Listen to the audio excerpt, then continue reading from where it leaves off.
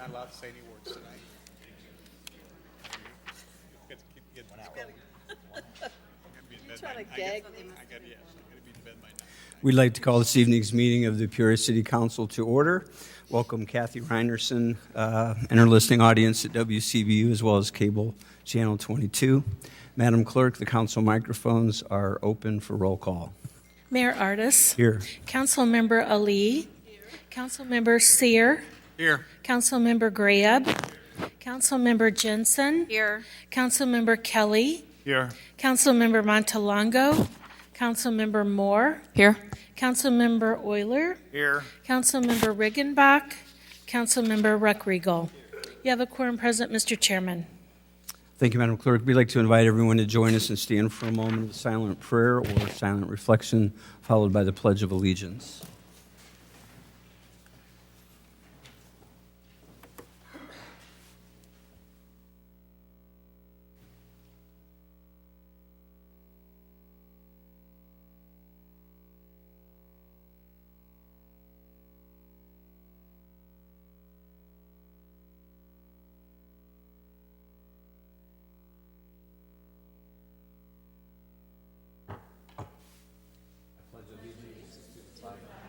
Of the United States of America, and to the republic for which it stands, one nation, under God, indivisible, with liberty and justice for all. We have a couple proclamations this evening. Before we do those, I have a couple of quick announcements. Number one, this is a notice to our township electors pursuant to Public Act 0950-761. And for those of you who don't have that memorized, if you desire to have an item considered on the agenda at the annual town meeting to be held Tuesday, April the 14th, 2020 at 6 p.m., you are required to bring a specific request signed by 15 or more electors to the clerk no later than March 1st. Any group of registered voters may request an advisory question of public policy for consideration by the electors at the annual meeting by giving written notice of the specific advisory question to the township clerk in the same manner as required for an agenda item under subsection B of section 30-10 of the township code. The second announcement is that the city council meeting on WCBU will be preempted at 7 o'clock for some events that are happening in New Hampshire this evening. So if anyone is listening on WCBU, you can go to the live stream side of that. With that said, our first proclamations will be for National Engineers Week.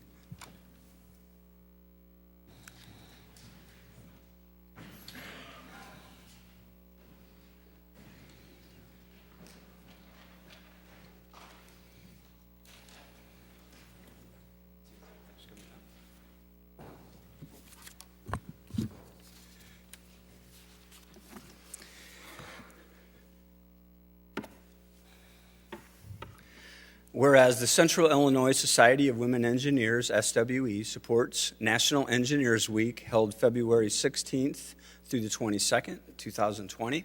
And whereas from noon to 5 on February the 16th, the Central Illinois section of SWE will host an event at the Peoria Riverfront Museum for students of all ages. Several professional societies will provide activities for the attendees who will range in age from elementary school through high school. And whereas SWE, founded in 1950, is a nonprofit educational and service organization that is the driving force that establishes engineering as a highly desirable career aspiration for women. And whereas SWE empowers women to succeed and advance in those aspirations while receiving recognition and credit for their life-changing contributions and achievement as engineers and leaders in our community. Now, therefore, I, Jim Artis, Mayor of the City of Peoria, do hereby proclaim February the 16th through the 22nd, 2020, as National Engineers Week in Peoria, Illinois.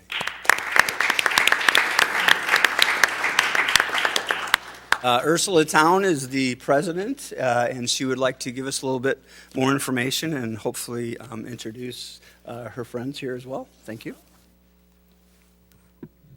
Thank you, Mayor Artis. Hello, everyone. I'm Ursula Town, and I'm proud to be here with members of my council, Christiana Aguirre and Samia Najesh. Studies by the Peoria Economic Development Council show that the largest growth in job opportunities in the next 10 years will be in the tech sector. This means we need to position our young people more than ever to pursue STEM-related careers. This will be an assurance of the continued economic development of this city and the success and prosperity of all of our youth. We cannot do this without like-minded people and organizations like Mayor Jim Ardis, University of Illinois 4-H Extension Office, National Society of Black Engineers, Bradley University, Illinois Central College, Caterpillar, Pekin Insurance, Dream Center, Peoria Public Schools, and many more that I'm not including here. And also, thankfully, my husband, Brett Moore. This proclamation is in honor of a free event open to the public where our professional society and many other groups offer hands-on, fun, STEM-related experiments to spark the curiosity of children and adults. Please join us at the Peoria's Riverfront Museum on Sunday, February 16th from 12 to 5. You can also check out our website at centralillinois.swe.org for more helpful information on upcoming events and STEM careers. SWE-CI has been lucky to have the support of this area and Mayor Jim Ardis, not for the entire of the past 28 years, but for a lot of that. Thank you so much for your support, everyone.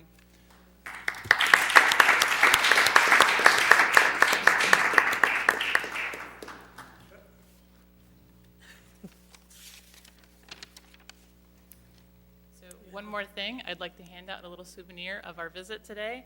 This is some information on statistics on women in engineering and some ways that you could connect to students and you could be a mentor. Hi, good evening. My name is Christiana Aguirre, and I am the president-elect of the Society of Women Engineers in Central Illinois. And our society is very active in the community, and our mission is to empower women to achieve their full potential as engineers and leaders, and to promote the engineering profession among our youth. Our outreach committee has reached out to thousands of girls and boys of our community through different outreach events to promote STEM. Our outreach volunteers are very active and passionate about developing our youth. They do it tirelessly, volunteering on weekends and after work. It's very rewarding to see that our efforts are being recognized by our community, and it's a great honor for us to receive this proclamation. On behalf of SWE, Central Illinois, I would like to say thanks to the City of Peoria and to Mayor Ardis for this recognition of our volunteering work. And I would also like to thank the Society of Women Engineers and Caterpillar for the generous financial support through grants and donations to our Central Illinois chapter. Thank you very much.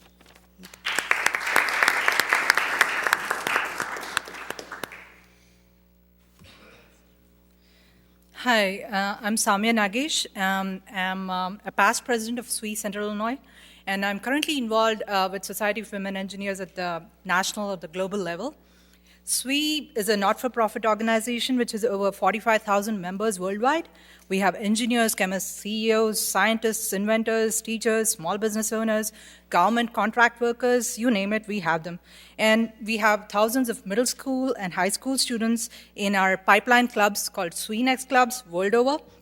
SWE members are champions of technical excellence, advocates of diversity where they live and work, in line with the organization's mission.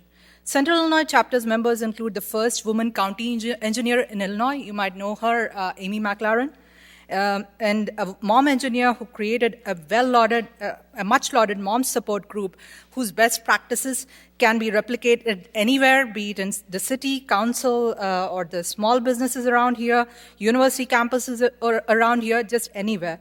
Her work was recently recognized by the society at the national level. Our members also include engineers, retired and otherwise, who are leaders on not-for-profit boards like CPA, Heartland Community College, Girl Scouts, etc. These are but some examples. There are many more such passionate engineers from SWE who are working to mentor, lead, and be role models to future engineers and STEAM professionals of tomorrow. Being a non-native citizen of Peoria, I'm fortunate to have found my community within a community in SWE. I'm not the only one here who would say that, and my collective hope is being problem solvers that we are as engineers, we may be better equipped to take on unique challenges that face towns and cities like Peoria. Thank you very much.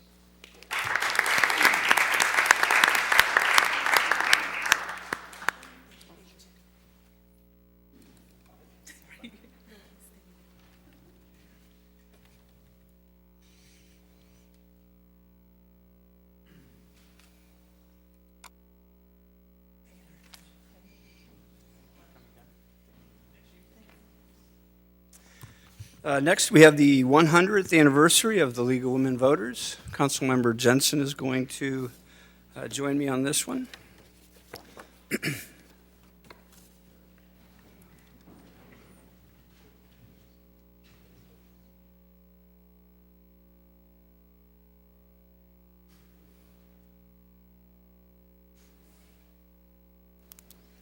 Hey, Ron.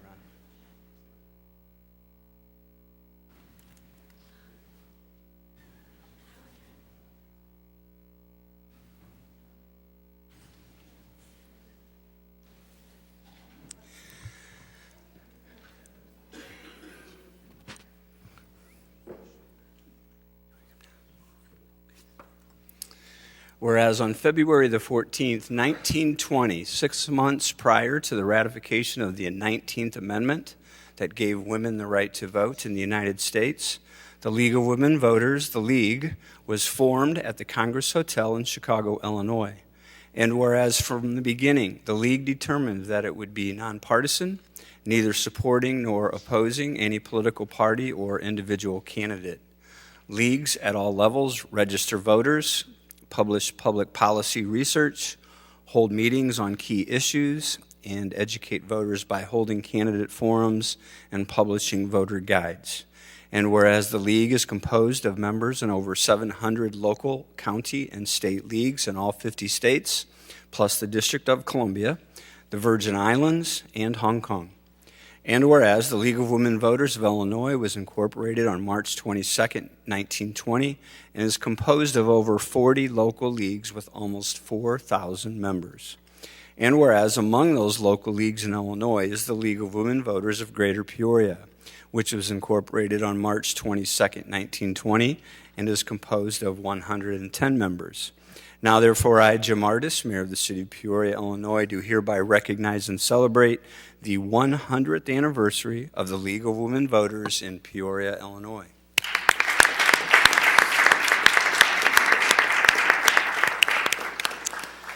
Well, everybody in the community is well aware of the League and what they do, especially in this day and age sometimes when it's hard to get objective information. I think a lot of us rely on the League of Women Voters for the work that they do and the objectivity which they attempt to provide on a lot of very important issues. So we're very excited to congratulate them on 100 years. And now Councilwoman Jensen would like to say a few more words before we introduce the ladies from the League. Thank you, Mayor.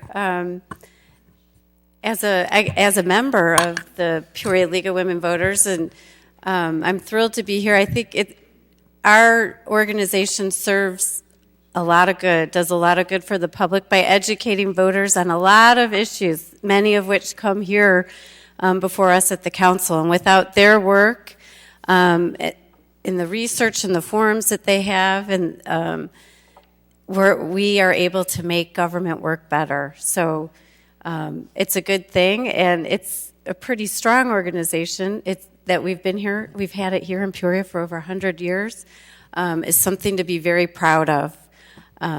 So on behalf of the mayor and the council, congratulations. And I'd like to introduce Connie, who's the president of the organization, to say a few words.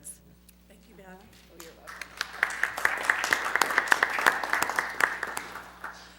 I want to thank Mayor Ardis and the council, and especially Councilperson Jensen, for this recognition. It's very important. As the League of Women Voters prepares to celebrate our centennial, we use this milestone to reflect on our rich history, honor the work that women and men have done to strengthen our democracy and set the stage for vibrant growth in the years ahead.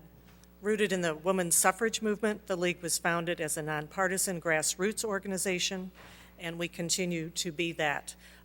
We are an organization of men and women. You can look to us for candidate forums, which we've just had several, and we'll be back at it in the fall.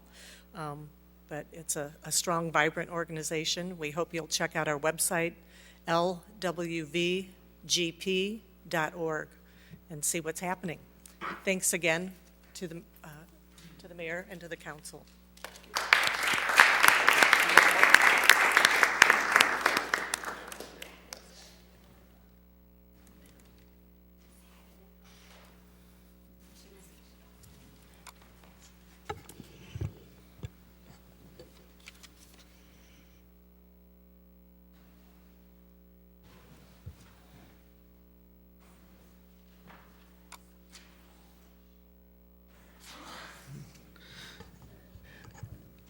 Councilmember Rodrigo. Mayor, I move to approve the minutes of the joint city council and town board meeting held on January 28th, 2020 as printed. Seconded by Councilmember Graham. Are there any corrections or changes to the minutes? Seeing none, please cast your ballots. That motion passes unanimously. Madam Clerk. Our first item of business is a township item. 20-032 is a request from the town officials to approve the January 2020 actual expenditures and to approve the February anticipated expenditures for the town of the city of Peoria. Thank you. Trustee Graham. Mr. Chairman, I move for approval. Motion to approve, seconded by Trustee Kelly. Are there any questions or discussion on the items? Seeing none, please cast your ballots. The motion passes unanimously. Madam Clerk. We're at the consent agenda. 20-033 is a request to approve the purchase of real estate located at 3223 Southwest Jefferson Avenue in an amount not to exceed $23,000 plus other expenditures estimated at $8,500 as an opportunity acquisition for the improvement of Western Avenue from Adams Street to Howett Street. 20-034 has three parts. A is to accept the low bid of Illinois Civil Contractors and award a construction contract from the base bid with an additional authorization for a total award amount of $4,118,600 for the Sheridan Road reconstruction project from West Eleanor Place to West Richmond Avenue. B is to approve the state MFT Resolution Supplement Number 1 in the amount of $263,942 for construction for the same project. And C is to approve an agreement with Illinois American Water Company for reimbursement to the city of Peoria in an amount not to exceed $231,283 for certain water main replacement work being performed by the city's contractor for improvements to the Sheridan Road reconstruction project from West Eleanor Place to West Richmond Avenue. 20-035 has a yellow sheet on your desk for a revised council communication. And this is a request for the city manager to execute an agreement with the Illinois Department of Transportation in the amount of $9,269 plus a contingency for the city's participation in modernizing traffic signal costs associated with the resurfacing of U.S. Route 150 from Northland Avenue to Meadowbrook Street. 20-036 is a request to approve a loan from the city's revolving loan fund to IVEX Specialty Paper, LLC, Paper Investment, and Brent Earnshaw in the amount of $250,000, and to authorize the city manager to execute the necessary documents.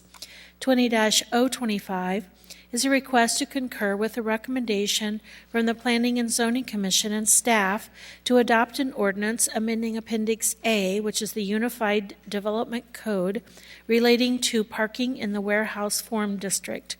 20-037 is a request to adopt an ordinance partially abating the tax levied to pay special service area property taxes on the Peoria Sports Center Special Service Area in the amount of $240,000.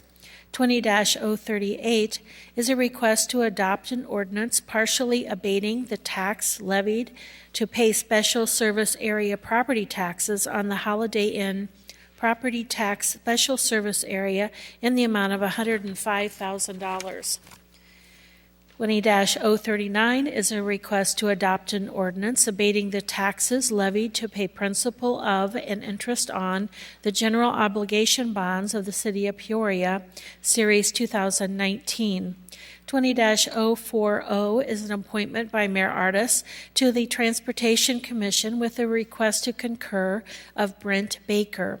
20-041 is an appointment by Mayor Artis to the Sister City Commission with a request to concur of Kevin Sullivan. And 20-042 are financial statements from the Greater Peoria Mass Transit District, including independent auditor's report as of and for years ended June 30th, 2018 and 2019. And this item is on file in the city clerk's office for review with a request to receive and file, and that completes your consent agenda. Thank you, Madam Clerk. Any items to remove from the consent agenda this evening? Councilmember Kelly. Yes, 20-036, please. 036. Any other items? Seeing none, we have a motion to approve the remaining items. Councilmember Ali, seconded by Councilmember Sear. Please cast your ballots. That motion passes unanimously, Madam Clerk. 20-036 is a request to approve a loan from the city's revolving loan fund to IVEX Specialty Paper. Councilmember Kelly. Thank you, Mr. Chairman. I suppose my questions are to Mr. City Manager. Once again, with this loan, we are the most junior.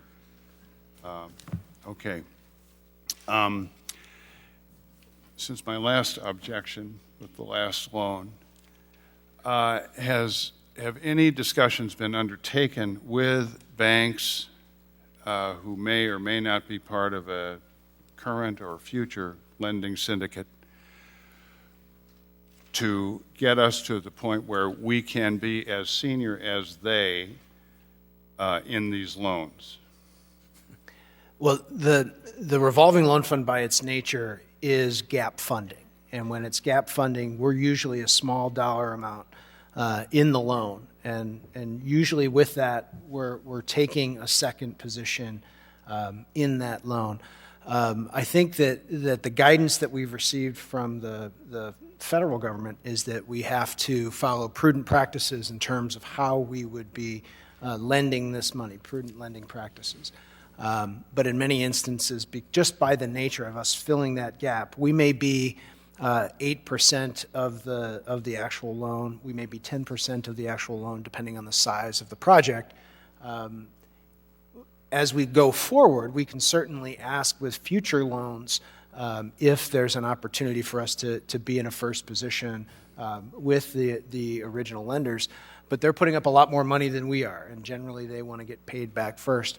Our senior development specialist, Cesar Suarez, is here, and maybe he can add a little bit of additional context for you in this specific loan, because I don't believe that we had a conversation about being in the first position on this specific loan. Mr. Manager, this specific loan, I have no particular problem with.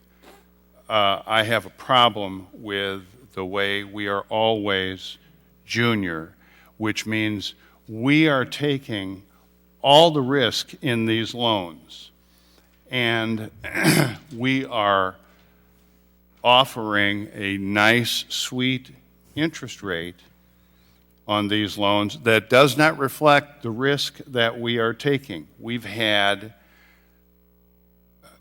too many, I suppose, loans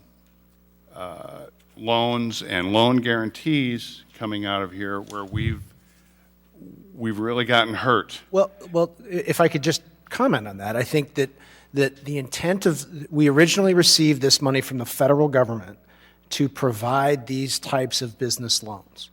And it was intended to be in this purpose where we would fill the gap at a low interest rate to ensure business development. And in that regard, I think that our default rate is under 20%. I'll let Mr. Suarez answer that. He may have the actual numbers of what our default rates have been with regards to our revolving loan fund. Yeah, I think the issue about position is really one about not exactly what position you're in. We are subordinate, yes, but when you look at the overall loan to value, what does that amount to? Let's take this particular loan.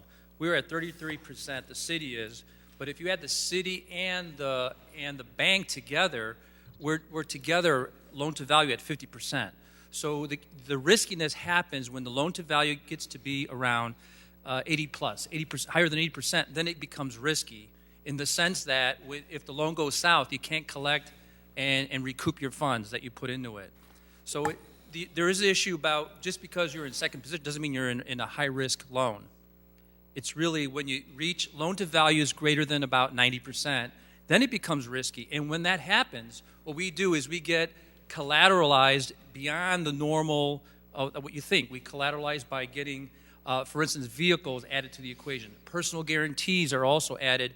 So what we try to do is just really do prudent loan practices when we do look for a loan. So if we're short on collateral, we're going to go further than the bank would normally go because they're in first position. And it makes us we have to be more creative in collecting collateral. So I would say if you look at most of our loans, it's been very rare that we've been above and beyond the private bank loan dollar amount.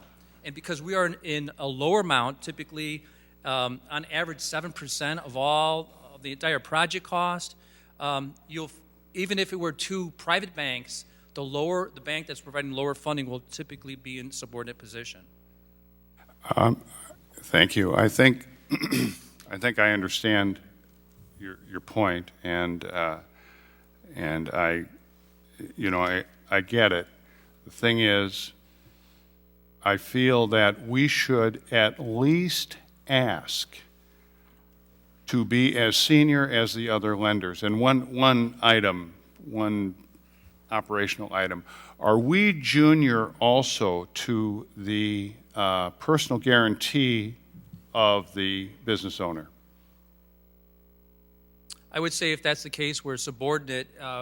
At times the bank does not get a personal guarantee, and at times we do. It depends again. But there is one in this loan. No, it's not a personal guarantee in this loan because we're at 33% loan to value. It wasn't required. But if we get to the point where we're about 90% loan to value, then we do ask for a personal guarantee as a norm. This would be, again, prudent lending practices. A personal guarantee is not really required unless you get loan to values of higher than about 80 to 90%. Well, okay, prudent lending practice generally has higher interest rates for people who are junior in the syndicate. I just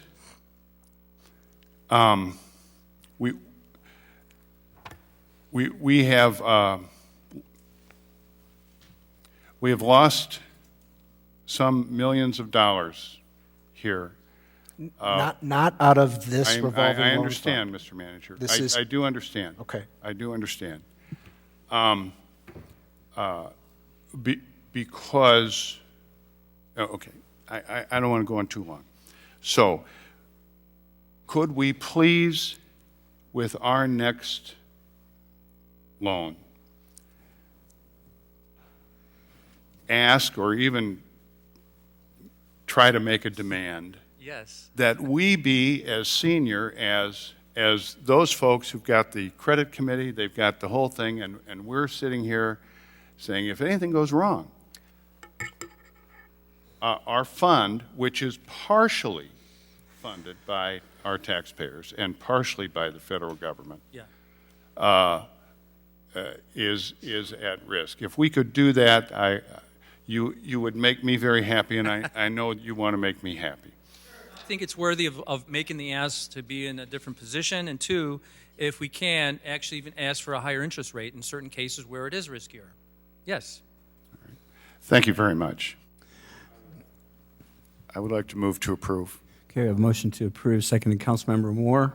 Additional discussion, Councilmember Riggenbach.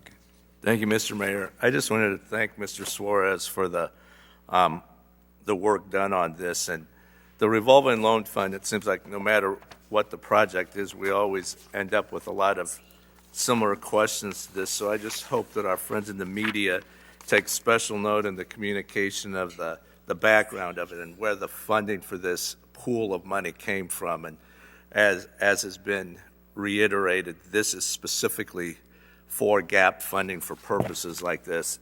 And I think it's also worthy to note that this is going to save 46 jobs and create 5 additional jobs. And something that we've talked about as a council in the past is that these are the kind of jobs that we want to see with this program. We don't, with all due respect to the fast food industry, we don't want these to be part-time jobs for the kids, but we want them to be more of the head of household jobs. So I'm really pleased to see the work that's gone into this proposal and think this hits the nail on the head as far as what the intent was when the revolving loan fund was established. So good work. Thank you very much.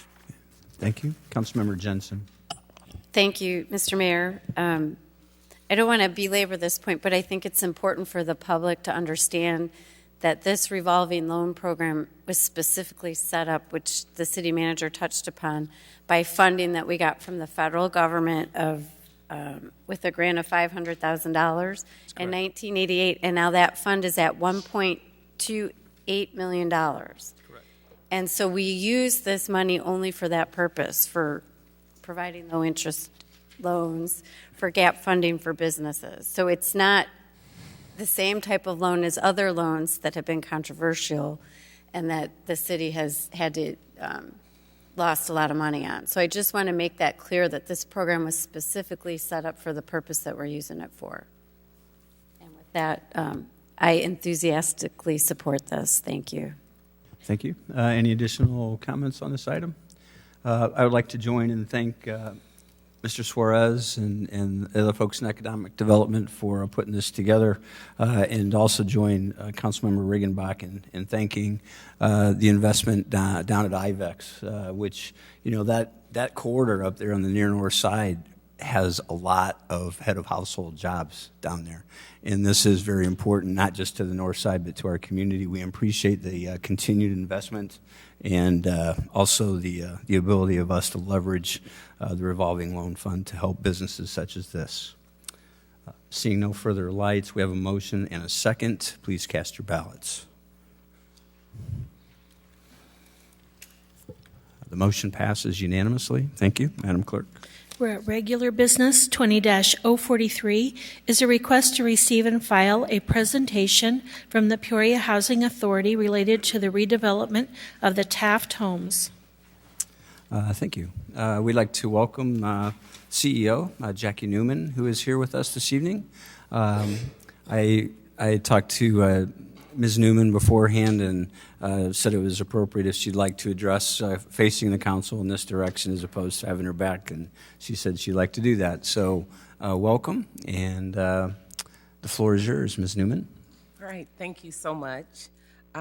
We appreciate the opportunity to address the City of Peoria regarding the status of our Taft redevelopment initiative. And because this is my first opportunity to meet many of you, I really wanted to just take a few minutes to provide to you just a bit about me and who I am.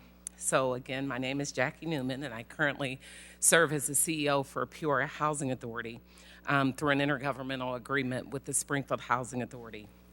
I'm not new on the block. I just celebrated 35 years in the affordable housing industry, and so I've been at this for a little while. And for the most part, I've had the opportunity to work throughout the organization of the Housing Authority throughout these past years, and I have seen the Housing Authority from the ground up. Literally, I started as the Housing Authority's receptionist. And so I've had the opportunity to work my way through various divisions to where we have the opportunity to serve today. I have specific and direct experience in transforming public housing, obsolete public housing units, to new construction and thriving communities. And so over the past 20 years, we in Springfield have redeveloped several successful initiatives of which we are proud to point to. And so as we began our journey here in Peoria about 20 months ago, we came, of course, at the request of the PHA Board and the Department of Housing and Urban Development to assist Peoria Housing Authority transition itself from a troubled status with the Department of Housing and Urban Development.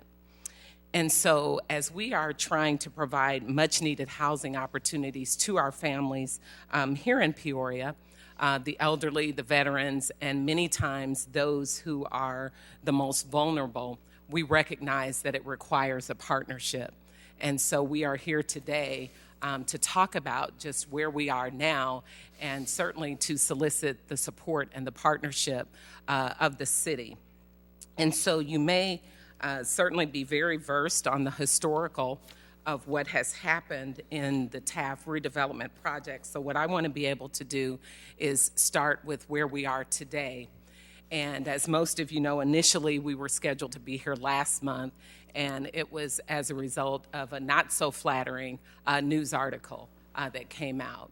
I certainly want to assure you that we have addressed those particular situations, and we are trying to put the Housing Authority on a firm footing and firm foundation so that we can proceed in a forward direction, learning from the things that we have identified from the past. So currently there are 3 phases to this process. 2 of the rental assistance demonstration phases. Our first phase is with Access Peoria, and that consists of 16 new construction units that were built in 2015, and that's owned by Home First Limited Liability Corporation. We did receive a conditional rental assistance demonstration or a RAD conversion commitment that has been issued, and we anticipate closing phase 1 next week. The second phase of this RAD conversion consists of East Bluff Housing, and it will consist of 30 new construction family units that will be developed by Peoria Opportunities Foundation. And we have received a RAD conversion commitment, which has been issued, and we are scheduled to close phase 2 next month, March of 2020.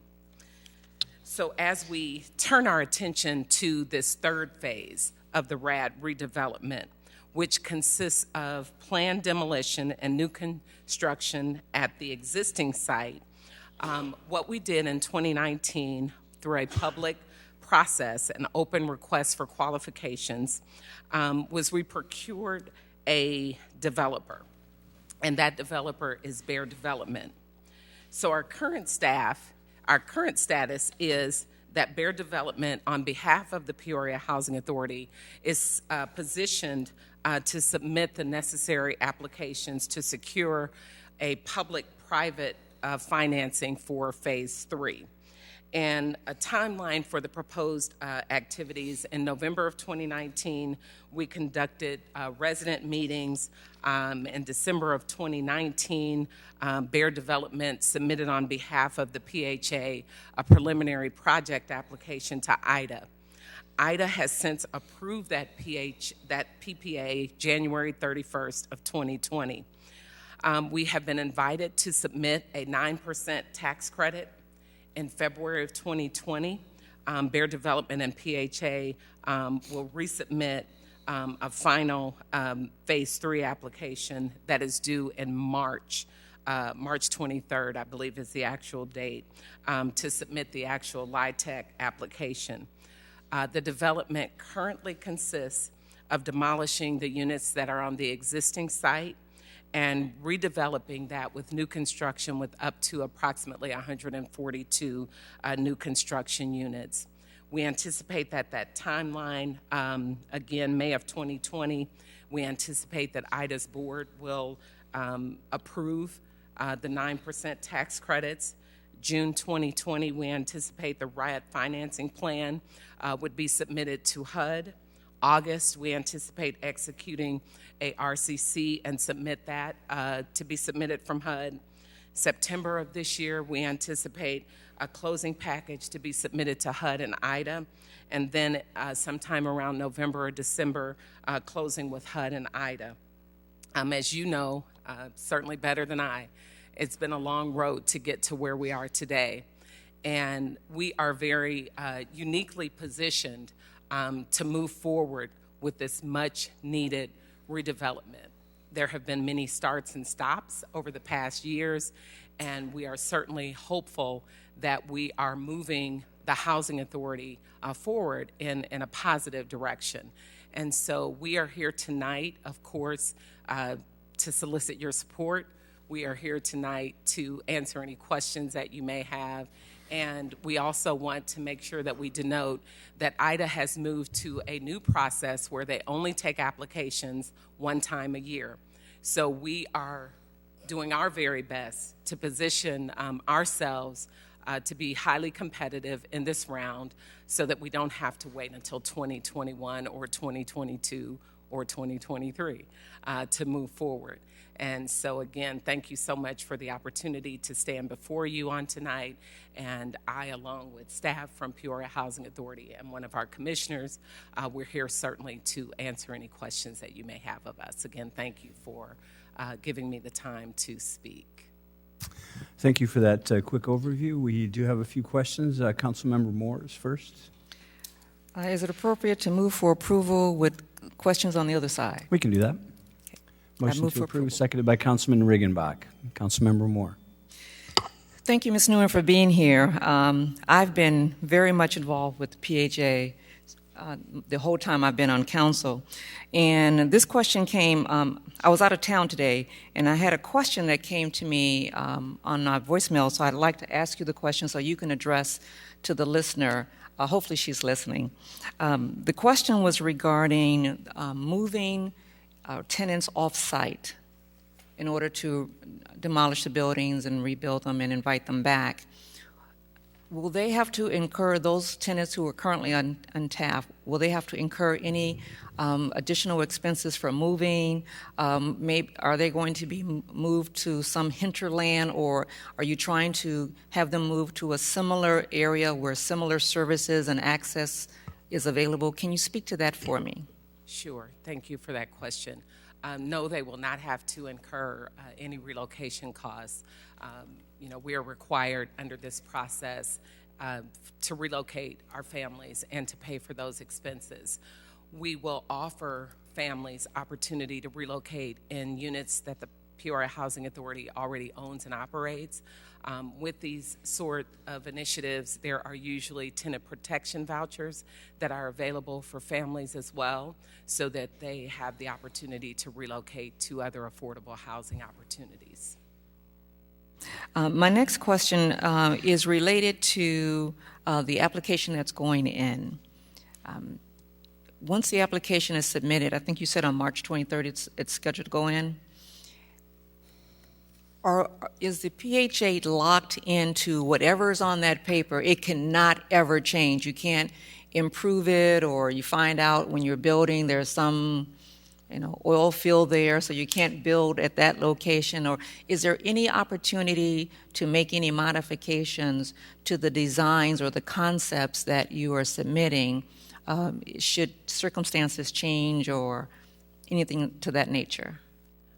Thank you for that question. One of the things that we will do between now and the time that we submit the application, that we'll continue to do, I should say, is not only engage our families, but we will begin to engage and have a dialogue with all stakeholders, the city, city council representatives, and others who bear influence on this particular development.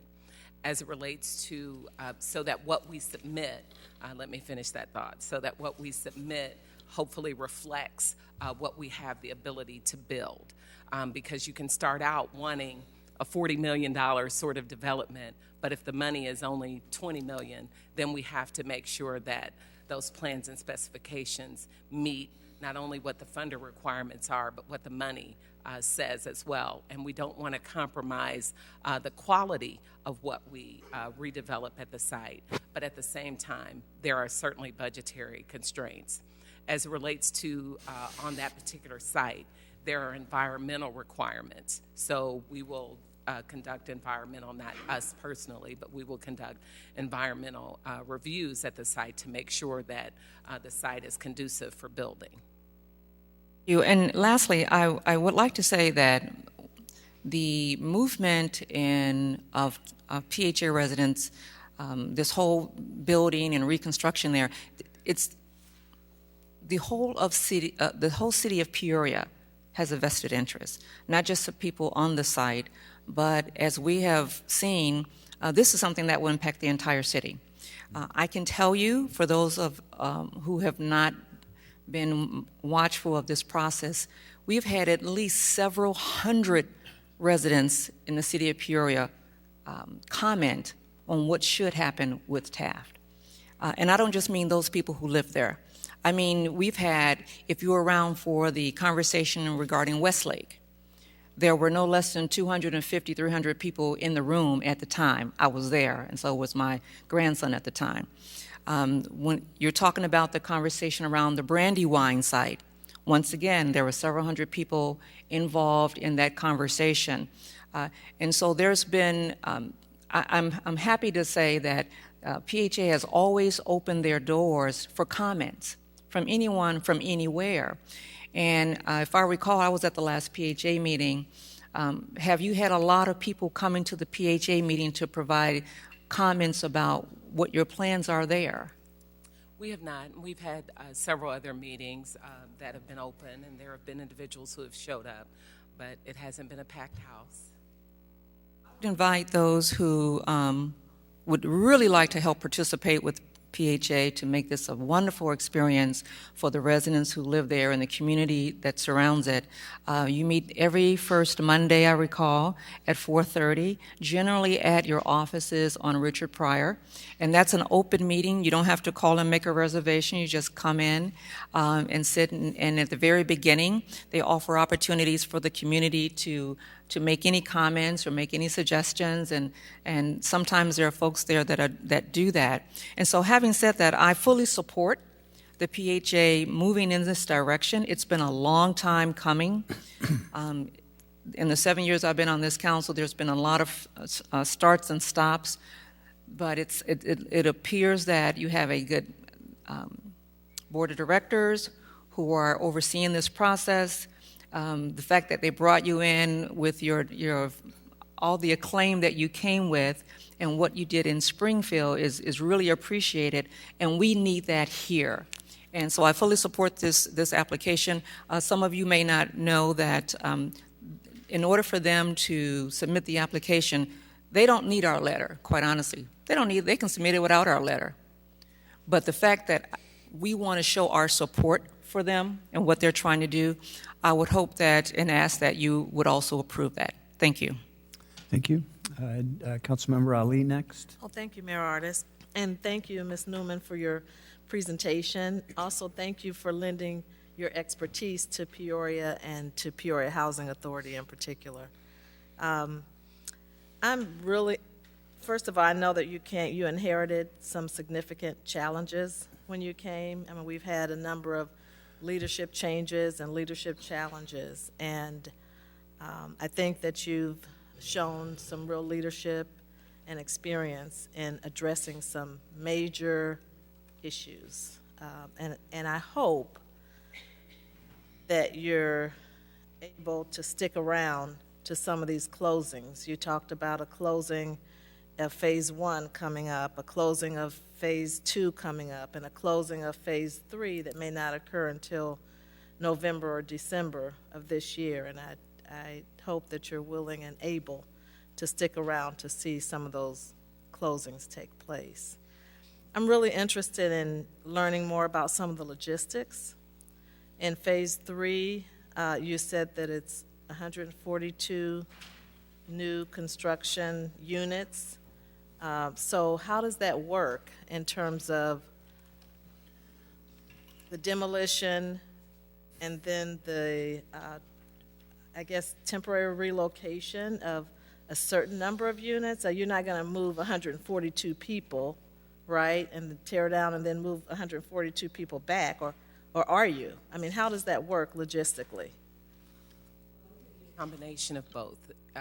Again, I'm going to lean to the experience in Springfield. We did comprehensive demolition, so we relocated all families so that we could mobilize the construction and the demolition crews on site, because that was most operationally efficient, and we were able to move a bit more quickly by doing that. With a phased demolition, there are sometimes the relocation and logistic nightmares in terms of debris and that sort of thing when you're dealing with demolition. So what we want to make sure is that our families are safe during the demolition process. And so we would, I'm sure we would propose that we do comprehensive demolition for those reasons that I stated. Well, that's a large number of people, 142 units, which could mean, what, over 300 people perhaps, or maybe even more than that in terms of families. Based on the occupancy, and so I'll lean to when we did our Hope 6 redevelopment, there were 599 units there. When we did our Sankey redevelopment, there was 221 units there. When we did our Genesis Place, it consisted of a little bit over 100. So we have, some experience to lean on in terms of trying to make the transition as seamless and as smooth as possible for our families. Okay. So some of those individuals will go into existing units, and then others may get a Section 8 voucher to move somewhere else. I mean, how does that work? Our staff works hand in hand, literally, with the families to assist them in identifying units to the extent that they receive tenant protection vouchers. But our first choice would be to look within what we own and operate and try to relocate our families within those developments that we currently own and operate. And then the others who receive a tenant protection voucher, we have a team of individuals within the Housing Authority who would work with those families to walk them through that process.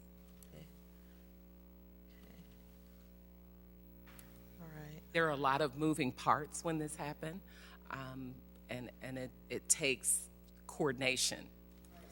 Time frame, once you say you get a closing in December of this year, then what kind of time frame are we looking at in terms of demolition, construction, and then relocating the residents back into Taft? That varies. Each of the experiences that we've had have been different.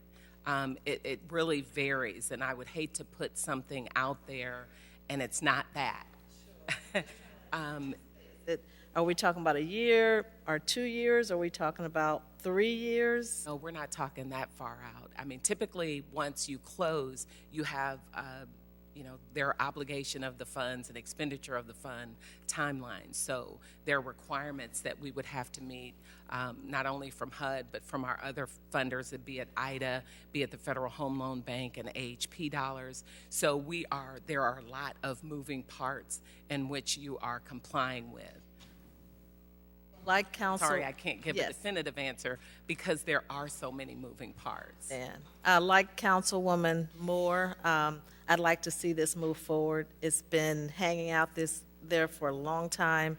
I mean, we need to do the right thing for the tenants of Taft Homes. we need to do the right thing for the city of Peoria in terms of moving forward with this. So I hope you're successful in your IDA application, and I do hope that the relocation is not done in a vacuum, but it's done in collaboration with other social service, community-based, and other, organizations around the city. It's not just the PHA's issue, it's all of our concerns. So I encourage you to do it in collaboration. Thank you, Mayor. We will. Okay, thank you. Thank you. I have Councilmember Euler next. Thank you, Mr. Chairman. My first question is just a little bit for education. What drives the necessity to have buildings versus being able to move to all vouchers? And if you have the ability to rehome initially to be able to tear these structures down, why do we need to rebuild on this site? Sorry, I just want to make sure that I understand your question. Could you restate your question? Yeah, first of all, what drives the necessity in building a new structure rather than being able to do all vouchers? Well, I mean, this was a train that had already left the station when I got here. So we're picking up the mantle to continue to move it forward. You could, I guess, conceptually, you could ask HUD for tenant protection vouchers for the remaining families. It's a beautiful site. It's a viable site. There is a dire need for affordable housing. We don't want to, lessen the affordable housing options that families have to choose from. And so we're into the expanding affordable housing business. And so we want to make sure that we are improving the product and the quality that we offer, but at the same time, we don't want to diminish the number of affordable housing units that are available for families. Okay. And then as far as the negative publicity that you referenced when you first started speaking, obviously rebuilding will address a lot of those concerns, but what about the safety and security issues, and it not just as it affects the residents who live there, but as it affects our downtown area that we've put a great deal of effort and investment into, and the crime and the challenges that have happened there the last several years have really had an effect on that corridor of our downtown, and how do you plan to address that in the future? I think we have our chief of police here, and we plan to continue to work with the police department and do what we can. I mean, we've done things since we've been here as far as adding security cameras, security patrols, the direction of traffic flow, the things that we know to do as affordable housing providers. But we rely, of course, on the experts of the police department. We pay payment in lieu of taxes, to receive the same services within our affordable housing developments as any other city, and that includes police protection. And then my last point here is more of a statement. I really want to ensure, as you mentioned, that a lot of the input from stakeholders will happen at a later time as you get down the path with some of these applications and assessments, and voting to approve a resolution before we've had all of the stakeholder input is a little precarious here. But I just really want to ensure that the effort is put into getting neighborhood input, whether that be residential or business input, and community input into what this looks like and how it fits, so that we have a successful product at the end of the day. Thank you. I had Councilmember Jensen next. Thank you, Mr. Mayor, and nice to see you again. Mrs. Newman, thank you for being here. I have a few questions. First, I'm glad Councilwoman Ali asked you about the what we're going to do with the tenants that are currently there during the construction phase. As a follow-up, because I'm not sure if this was answered, when the tenants are moved out, is it just temporary? Will they all be coming back? Absolutely. But that doesn't mean they all will, in your experience. Is that right? My experience has been sometimes when individuals get a voucher, they choose not to return. Okay, so the voucher that they have is not just for temporary housing, it could end up being permanent housing? Do you know, is there an estimate of how many that will be? I don't know if you knew. I mean, I can't project what families will choose to do that receive vouchers. Okay. I mean, But the plan is to move them all out as soon as closing, right when construction begins, is to move them to prior some to other demolition. location. Prior to demolition, yes. Another, I guess, specific question I have, and you may not know this, but I'm with the announcement of President Trump's budget, and in that proposed budget, he's proposing to decrease funding to HUD by 15.2%, and it's my understanding that a lot of that is for rental assistance. Will that impact this project or your application? We are always advocating for more in budgets. And, you know, as you followed his budgets during his tenure, he has proposed cuts, and the advocacy of the housing community has been relatively successful in terms of the cuts not being as deep as proposed. As it relates to this particular project, we're utilizing tax credits, that is, you know, a state program, and, you know, we don't anticipate that it will, to answer your question. Thank you. And then my concern, I'm not ready to come out and support this yet, just in the spirit of the League of Women Voters. What I always push for is having public input, and I think we need to have public input in the development of this plan. Now, I know Councilwoman Moore referenced that we've had big public meetings with regards to other proposals, like the one at Westlake, and the other earlier projects that didn't go forward.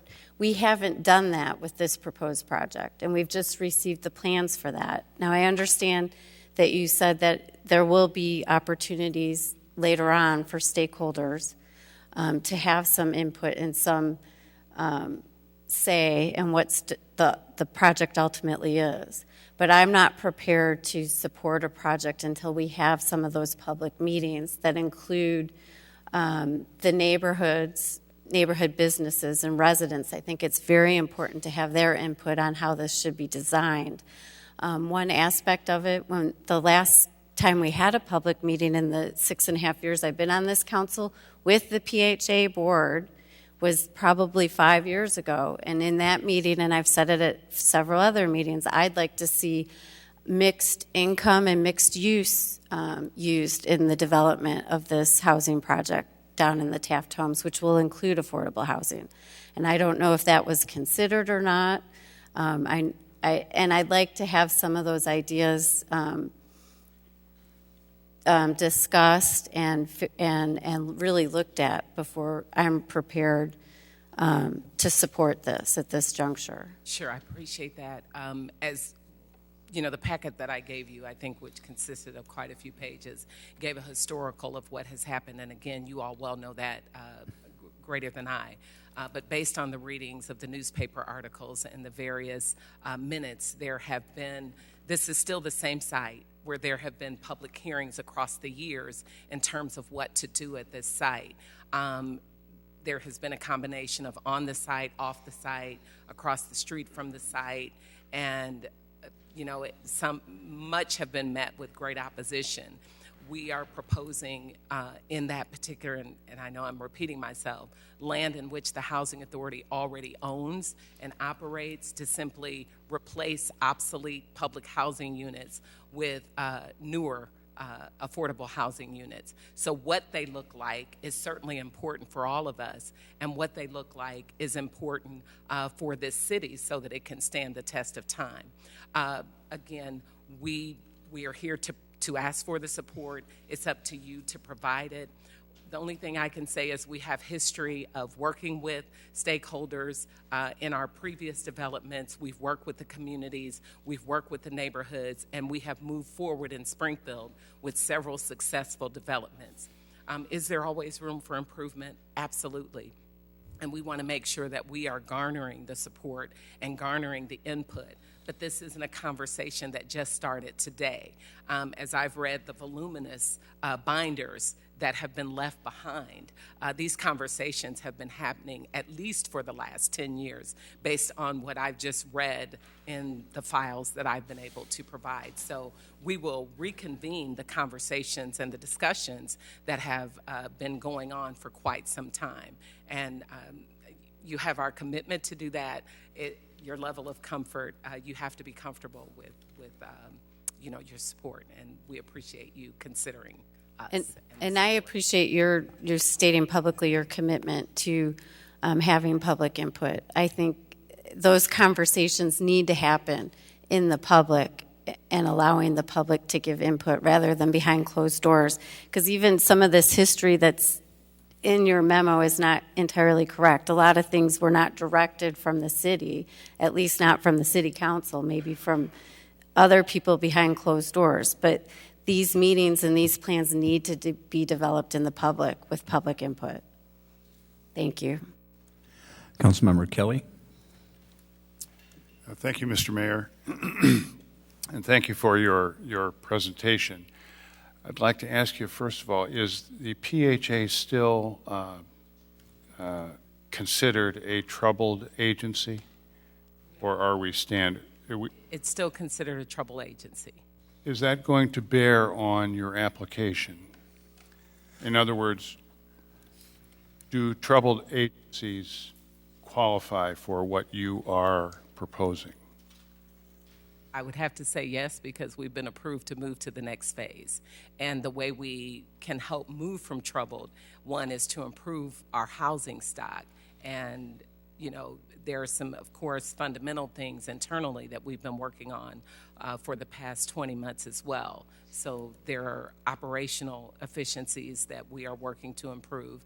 And we have conversations with the Department of Housing and Urban Development regularly on just kind of benchmarks and where we are in those benchmarks. And you still need at least one or perhaps several investors in the project, I guess. Will you have those by the March submission? The submission is just that, to see if we are awarded the 9% tax credits. So you don't have to know who those folks are at that time. If I understand your question, the answer is no. Okay. Sometimes I don't understand my questions either, but I. Also on page 4. And maybe it's just boilerplate.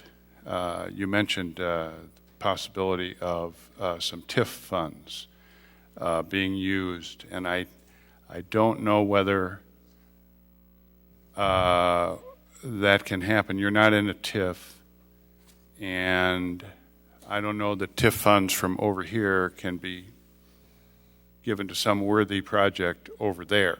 I don't know that that is possible. I think it is not, but I've been wrong about things before. So just another item in your presentation on pages 41 and 44, you've got some bar charts in there, very pretty bar charts with no legends. Don't know what the bar charts are. I think one says age, and it's got three bars and what age. And so just before you submit it, make sure you get a legend in there to tell what those bars stand for.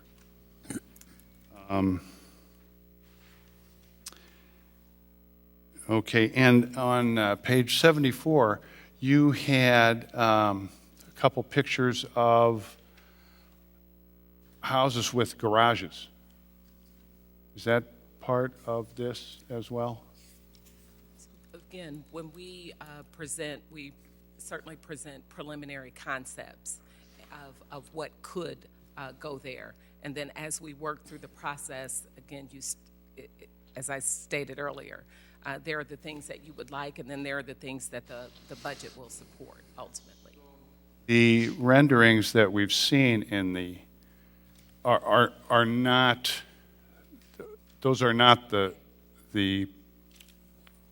final Not the plan or final. the plan that you're trying to get approved of or anything. It's just Those for are instance. not the final, those are the preliminary. Oh, okay, okay. And let's see. I agree with Councilman Jensen. I think you need to. I was at a meeting in the North Valley some months ago, and this came up, and we were told, well, and not by you. We were told, well, no, that's that's way down the road. That's way down the road. We don't know anything now. Well, we know some things now, and so I would encourage you to try to get those meetings organized, at least with the North Valley, if not broader.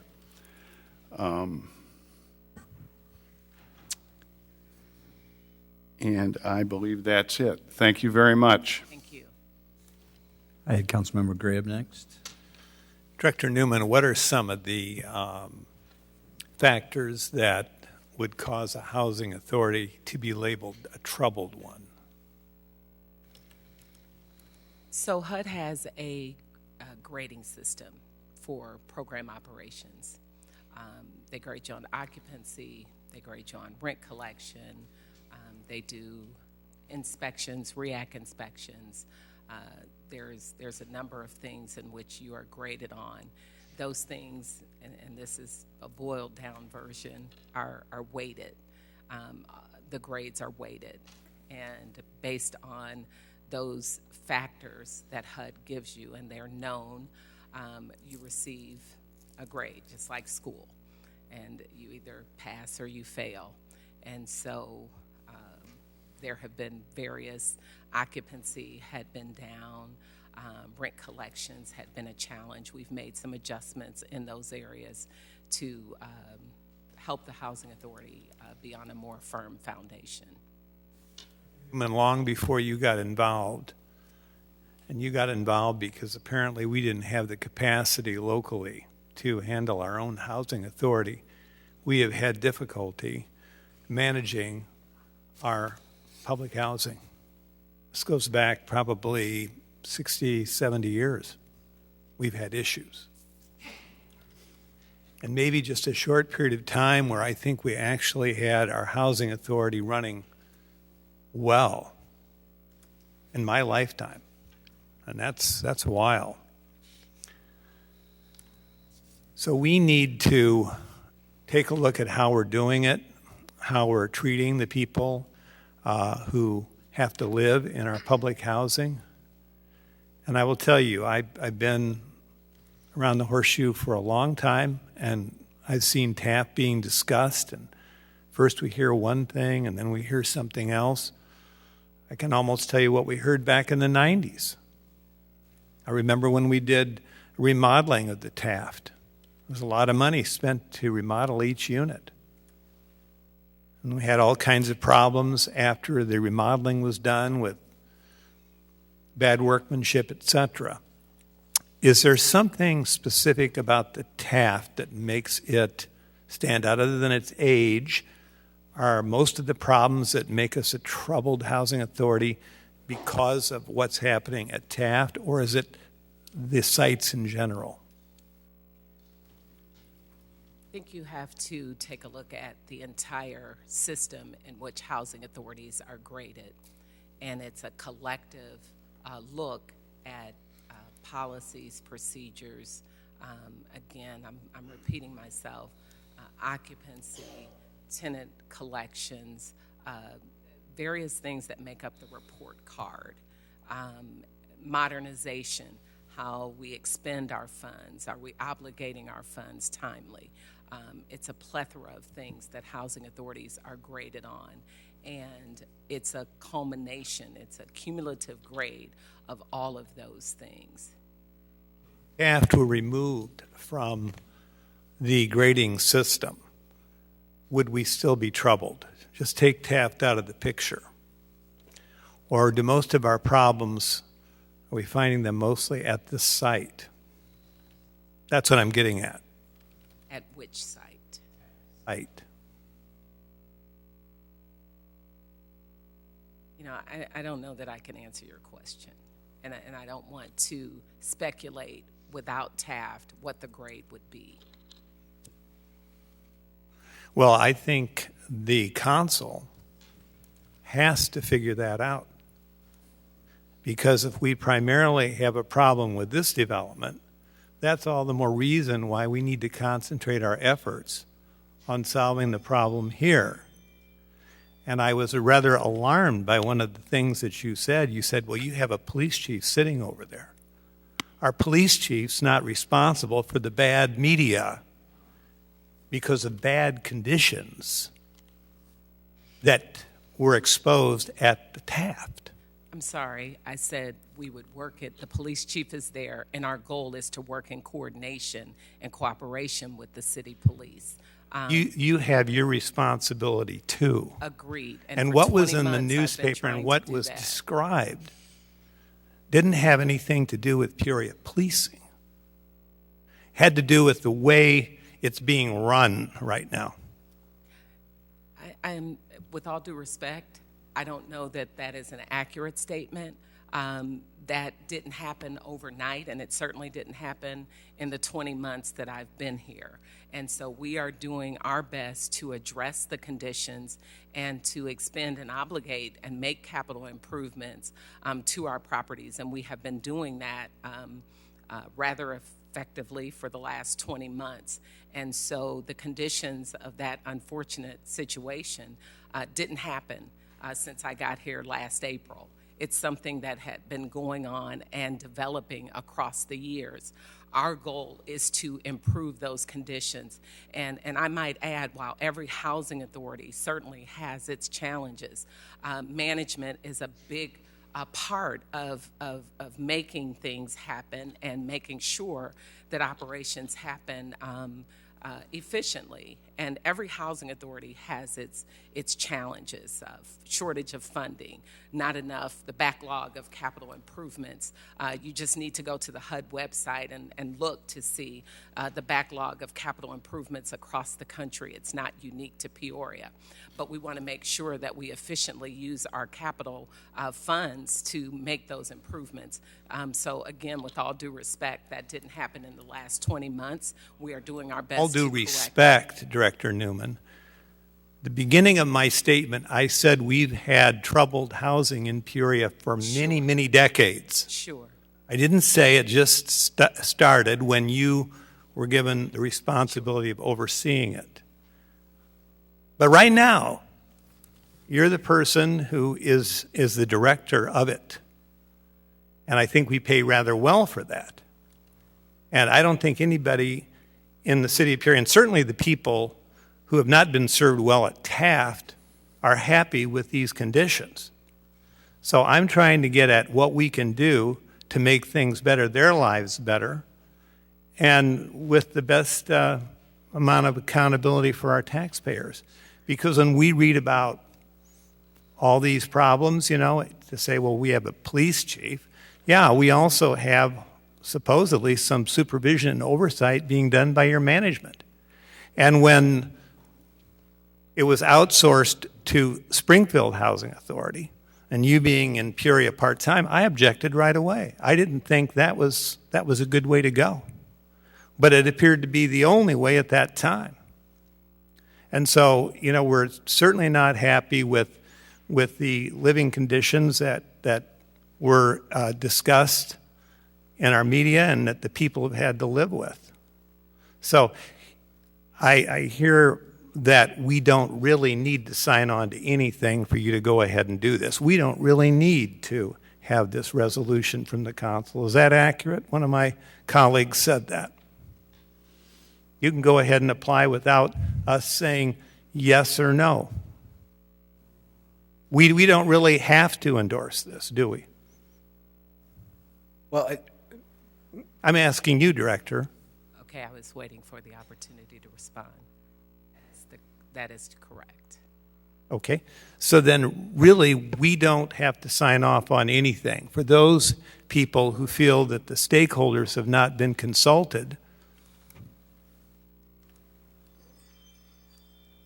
then they don't need to worry because you could go ahead and apply anyway without our blessing. So I just think everybody should keep that in mind. Thank you. Just so the item that we're on now is just a presentation. The following item will be the resolution. This item will just be a receive and file. Councilmember Regenbach. Thank you, Mr. Mayor, and thank you, Director Noonan, for being here. And we appreciate the comprehensive review here. I think we all agree that being labeled as a troubled agency is an embarrassment to the PHA as well as to the city, and that's nothing we're proud of and something that, as you can hear, and I'm sure you hear from your own board, is something that needs to be rectified sooner than later. So I think it's critical that we focus on how we can collaborate, because clearly the finger pointing and he said, she said isn't getting us to provide the housing that the residents of the Taft deserve. So that needs to be our overriding concern through this discussion, is that we have people living in those troubled conditions, and that's something that we want to remedy. And I can hear from your presentation that that's a priority for you and your board as well. So thank you for that. I guess what I hope you get from this, though, is the frustration that the council feels and that we hear repeatedly from our constituents, let alone the folks that live there, as to what can be done. And as we've had these discussions for the last 10 years, or as alternative sites, as alternative sites have been bandied about, and the temperature in the room gets very heated, it would be easy to throw up your hands. So we can't do that. We owe it to the people in need of affordable housing to provide that to them.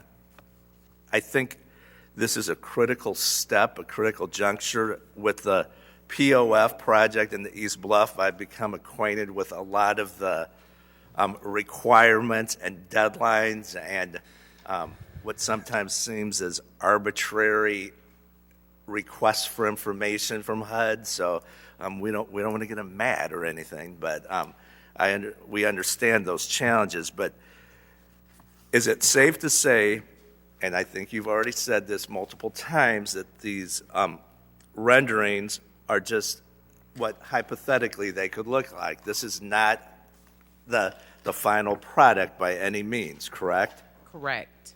And even the overall site plan, which shows the layout of the buildings, that too is a hypothetical, an illustration to prove the point to HUD that you've given this the due diligence and thought.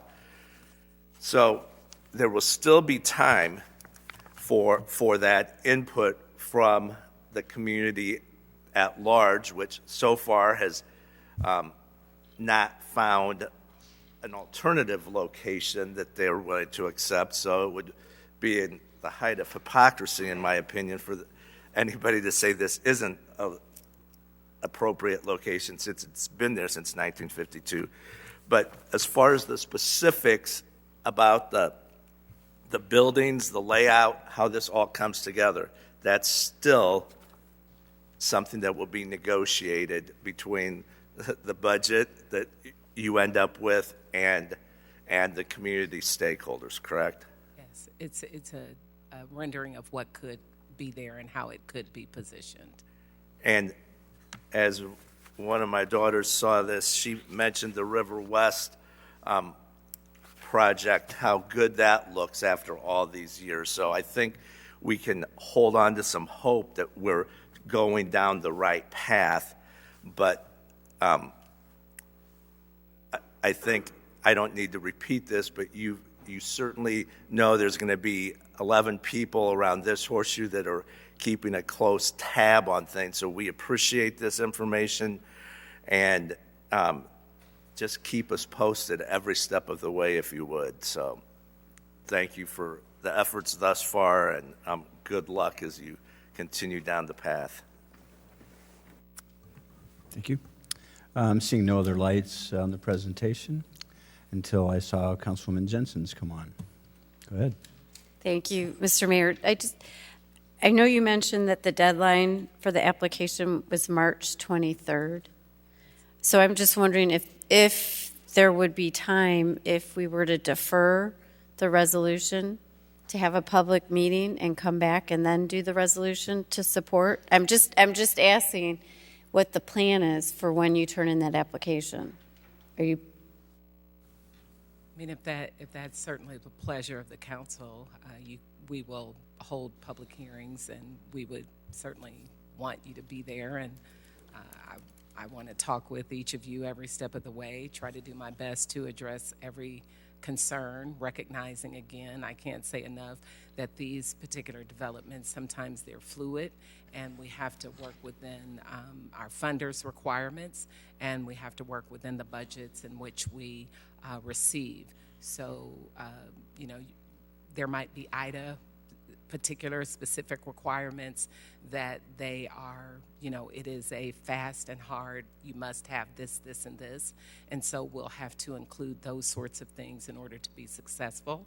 And then we will, of course, again, I can't say enough, we want the input. This is something that we all want to be proud of for years to come.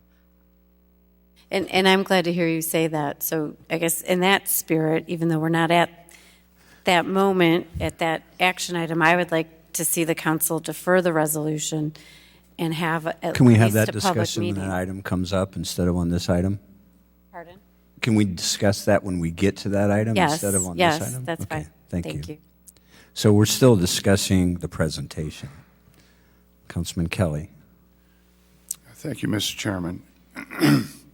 I perhaps have a prejudice. I think the public housing experiment in the United States of America has not turned out very well. And we've changed our doctrine from here to there to here to there. I suspect that since you are in the position you're in, that you are keeping up with the latest. I think we would all like to see a place where people are happy to live and where people are safe and people, and we've not kept that promise through most of the history of public housing. And so there's a lot of skepticism. There's a lot of, so I don't know what I can encourage you to do, but please be aware of these things and glean from the experience of other cities the best practices now. Thank you. Thank you.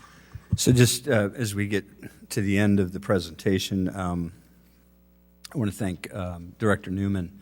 And just to the extent that there was some bad publicity. We had a meeting downstairs. The manager was there. I think Councilmember Moore was there, and some of the folks from the PHA were there. Just because of the meeting preceding our meeting with PHA, this council discussed the concerns because of what was in the paper.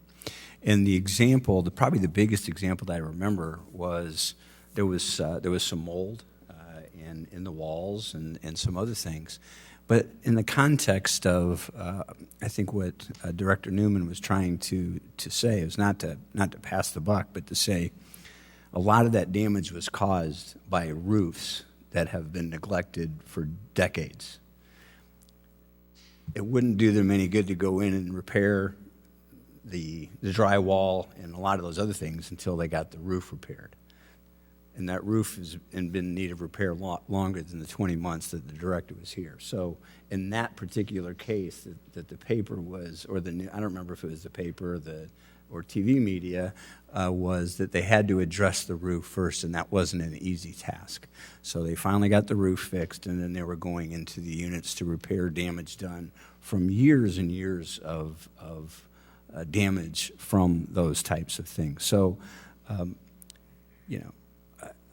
that wasn't one of those things that the operating people at the PHA could just go in and fix because it was the roof. In that case, there's other things too. So I think we have to, keep in mind, everybody here has certainly discussed how many years and in cases decades of neglect that's happened down there, and that's why we're doing this. So I appreciate the responsibility that you've taken for addressing a lot of the things that were left when you came up here from Springfield to help us out. And I think that the purpose of tonight's presentation was originally to address that, and then in light of the fact that they got the green light to go ahead with the tax credits, it morphed into kind of a dual package tonight, so we appreciate that.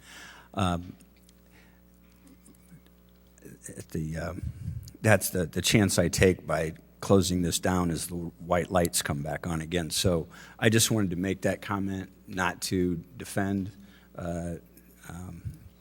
Director Newman, because she doesn't need my defense, but in the case of why we originally asked them here, that was the main reason. So I have Councilmember Moore. Thank you, Ms. Mayor. I just wanted to reiterate what you just said, that Director Newman is here at the council's request. There was quite a bit of discussion about what was happening at TAF, and this body asked her to come here, and she's here. And when she came here, the thing that we're discussing right now that we're going to vote on is the presentation that is a receive and file. This is not the resolution that we're voting on. We're voting on the presentation, which is a receive and file.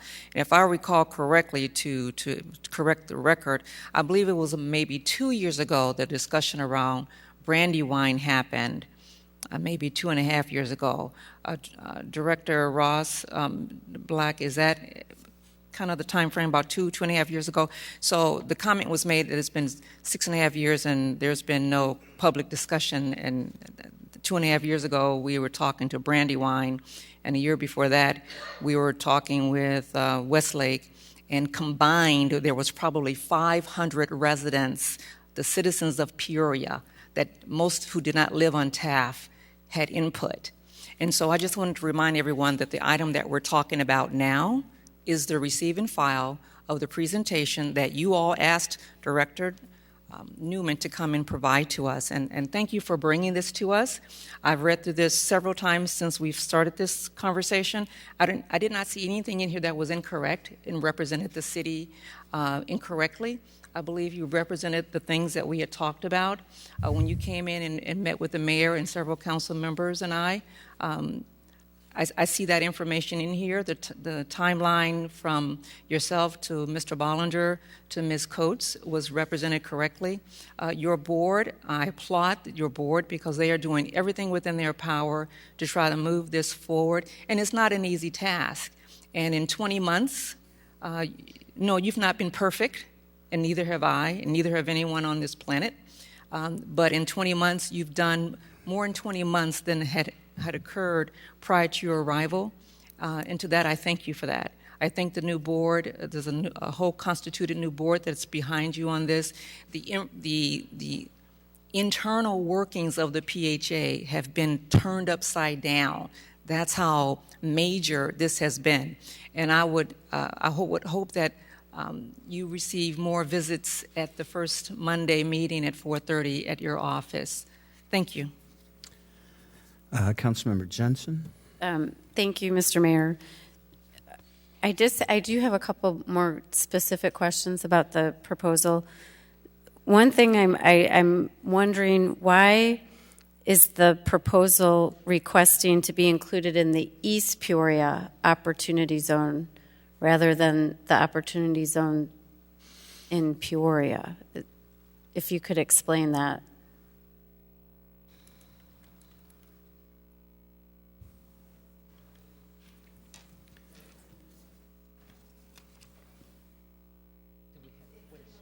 Bear Development to Ida dated December 3rd, 2019. But, and throughout it, it refers to that the PHA is requesting for this development, they're requesting that they be included in the East Peoria Opportunity Area. So I'm wondering why we're connecting it to East Peoria rather than Peoria, number one. So I can give you an accurate response. I have to take a look at what you're referencing. Pardon? To take a look at what you're referencing so I can make sure that we give you an accurate response. Because I do think that's pretty pertinent. I think Director Black was raising his hand. He might have an answer. Director Black. Thank you, Mayor, Councilwoman. So we're not confusing terms. The opportunity areas are a state designation by IDA. The opportunity zones are a federal designation by the federal government. So the opportunity areas, excuse me, that the state designates, there is not, where Taft currently sits is not within one of the designated opportunity areas. However, there is an opportunity area in East Peoria right across the river, and there is an am I going to reuse the word opportunity? There is a method that can be used to achieve funding through IDA if you are in proximity to an opportunity area. And so because East Peoria is obviously in proximity to Peoria, and in particular to the area where the Taft homes are located, then there is a chance to get some additional points for your application because of that proximity. Mr. Manager? There are no opportunity zones in East Peoria. Only Peoria has the opportunity zone designation. So just to clarify that, but what Councilman or what Director Black is talking about is that the opportunity areas under HUD's designation of what those There are. isn't one in Peoria nearby. That's, I guess, my question too. Then is it likely that that's going to be granted since you're asking to cross a river to be included in an area that you're not really touching? So I just am curious and what happens if that part of it's denied, then is the whole thing denied?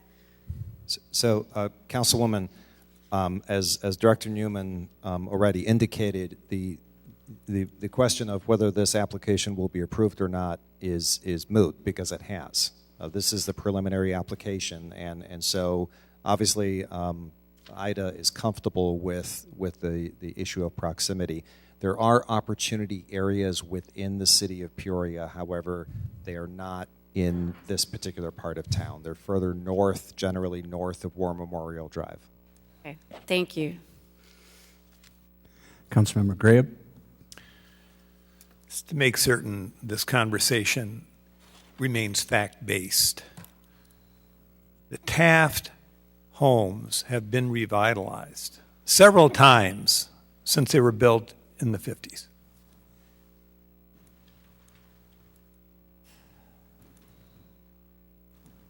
Several times. The number one concern of this city council, in my opinion, is not only who we appoint to serve on the Peoria Housing Authority, but then who they hire to help them manage it. It ultimately comes back to us right here. And when we have folks who are not being served properly, it is a concern, should be a grave concern for all of us. For many years, there have been powerful interests that have wanted to move the residents of Taft homes away from their current location. Why? It's valuable riverfront property, nestled right next to the Illinois River. A number of years ago, Director Newman, and by the way, I agree with you on a large measure of what you said. You may not know that, but I do.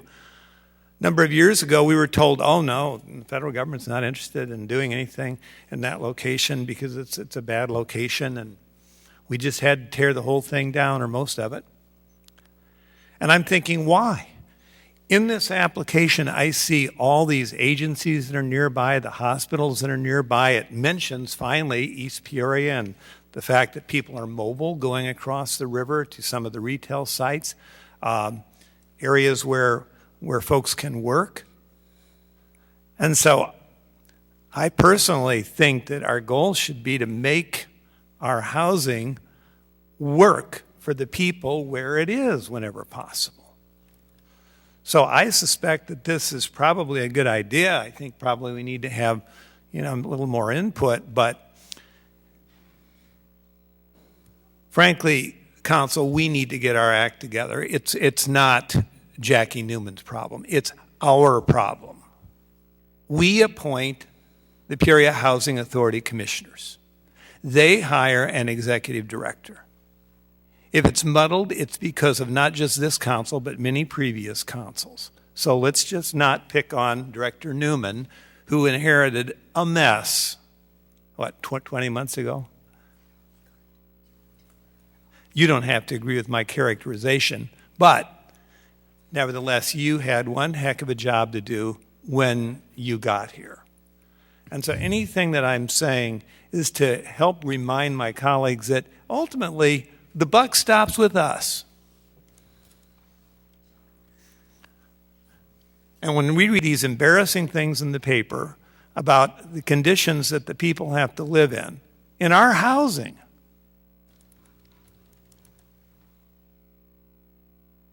it should be problematic to all of us. So that's why we're doing all this work. And I know Councilmember Moore has spent a ton of time on this. She has worked tirelessly to come up with a solution. And I heard one of my fellow councilors say, well, do we have to rebuild? Can't we just do, since we seem to have so many problems in Peoria with public housing, why can't we just do vouchers? We're all looking at better ways of helping our people, our citizens, our underserved. And then we hear what's perhaps being proposed in the new federal budget, which isn't going to help move things along very well. So, I'm here in good faith. I want to work with you. But ultimately, the council needs to realize that it's our responsibility. We can't blame it on Director Newman. We appoint the housing commissioners. They do the job. They hire the management. This isn't the first year, as I said at the very beginning of my comments, that we've had problems there. We've had a number of years where we've had very good success. We have housing for the underserved in other parts of the city that have been run quite well. So it doesn't have to be a problem for the community. And I read about all the accomplishments in Springfield. And so I can see why they turned to you, since we didn't have the capacity within the city at that time to figure it out. And I thank you for coming to Peoria and giving the presentation here. Thank you. Seeing no more lights, we have a motion and a second to receive and file. Please cast your ballots. That motion passes unanimously. Director Newman, thank you very much. Madam Clerk. 20-044 is a request to approve a resolution supporting the application for low-income housing tax credits submitted by the Peoria Housing Authority for the development of the Taft homes. Maybe a question, I don't know if it's Director Black or maybe even we'll ask Director Newman to come back up, but so this is a resolution to support this project, resolution that we do resolutions for a lot of things. So that's, just keep in mind, all it is saying we support this. By doing that, you don't have any specific plans yet that we're saying we endorse this specific plan. All we're doing is saying we support you continuing to go down the process of getting the tax credits. Is that right? Yes. Yes, that's correct. So even for, I don't think anybody around the horseshoe doesn't want to have further conversation with the community at all different levels. That can still happen and will still happen, if I heard you correctly. The resolution is, I hate to say it's, worth the paper that it's written on, but it's just part of the process. It just is, folks. So I think that we've all made it loud and clear that we want to be able to provide a lot more input, have a lot more input, stakeholders that are actually folks that live there want to have input on this. They're not going to be stopped from doing this by us approving a resolution to allow PHA to proceed. So we can have more conversation on that, but just based on questions before we even got to this item, I just wanted to clarify that. Thank you. Dr. Ali. Thank you, Mayor. I find the resolution similar to a letter of support with the application. Does it go in with the application? It will accompany the application. Yes. So similar to getting a letter of support from the council for a grant application or a letter from a legislator for a grant application, this is a letter of support accompanying the application to IDA. Yes. Is that right? Okay. So with that, I would move for approval. Motion to approve. Second, did I hear second? Seconded by Councilmember Moore. Additional discussion, Councilmember Moore. Thank you, Mr. Mayor. I'd like to tag on to Councilman Graham did a wonderful job in his last comments talking about the decades of disrepair and neglect. He mentioned that all citizens across the entirety of Peoria have a vested interest in this project. He mentioned that we around this horseshoe are responsible for not only Director Newman's activities, but the PHA board itself. And so I don't want to say prolong this any more than just applauding what he said, and the mayor's highlighting that, of course, there's going to be additional opportunities for residents on Taft, outside of Taft, to chime in. Just as the 500 residents who have already chimed in over the years. Why wouldn't there be? It's unfortunate that some believe that we're trying to do something undercover or in the dark and closed door meetings. These are public funds. She's requesting public funds, not from the city of Peoria, but the funds that are paid through to our government come back to HUD, which come back to PHA. So of course there's going to be community engagement.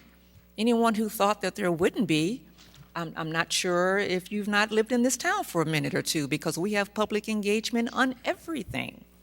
And so we're going to do it on this as well, because we should, because the citizens of Peoria need to know what's going on in their town.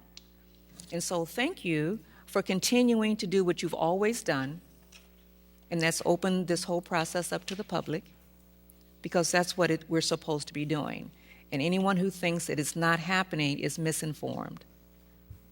Thank you, Mr. Mayor. Thank you. Councilmember Jensen. Thank you, Mr. Mayor. As I indicated earlier during the discussion of the last item, I think it's very important that we have public input and public meeting prior to the council adopting a resolution to support this application. Although we have had public meetings where Councilwoman Moore claims there were 500 residents that chimed in, those were on two different proposals that actually did not go forward. We have not had any public meetings on this proposal that's before us tonight. In addition, I think that there is time to have at least some public input prior to us supporting this resolution. So I won't support this resolution tonight. That doesn't mean that I'm not supportive of the project, but I would like to get more input from the surrounding neighborhoods and other residents and businesses on how this plan should be developed. Thank you. Councilman Euler. Thank you, Mr. Chairman. I appreciate the sentiment that we want to ensure that you have our support in the things that you're doing going forward, and I think that this effort is critically important to our city's long-term viability and the issues and challenges that we need to address. However, I feel that before we put a stamp of approval on something, we need a more complete product. I need to see what we're actually planning to do, not just concepts of what we might do. and I need some things more solidified in my mind in terms of the public input and the stakeholder buy-in that's been presented before I can put my stamp on it to say that I think that we have done our due diligence here. And so I look forward to seeing how all of this progresses, and wish you and our city luck in this critically important effort, but I can't support the resolution at this time. Thank you. Councilman Kelly. Thank you, Mr. Chairman. I am satisfied that what we had before us in the last resolution to receive and file and what we have before us right now, while they look fairly concrete, they're not concrete. This is not written in stone as yet. This is a step we need to take. And there's going to be plenty of time and opportunity, hopefully, for us to view some further, some better definition on the plan, and to make our judgments in according to those, as well as public meetings, etc. So I'm going to support this motion because I don't know that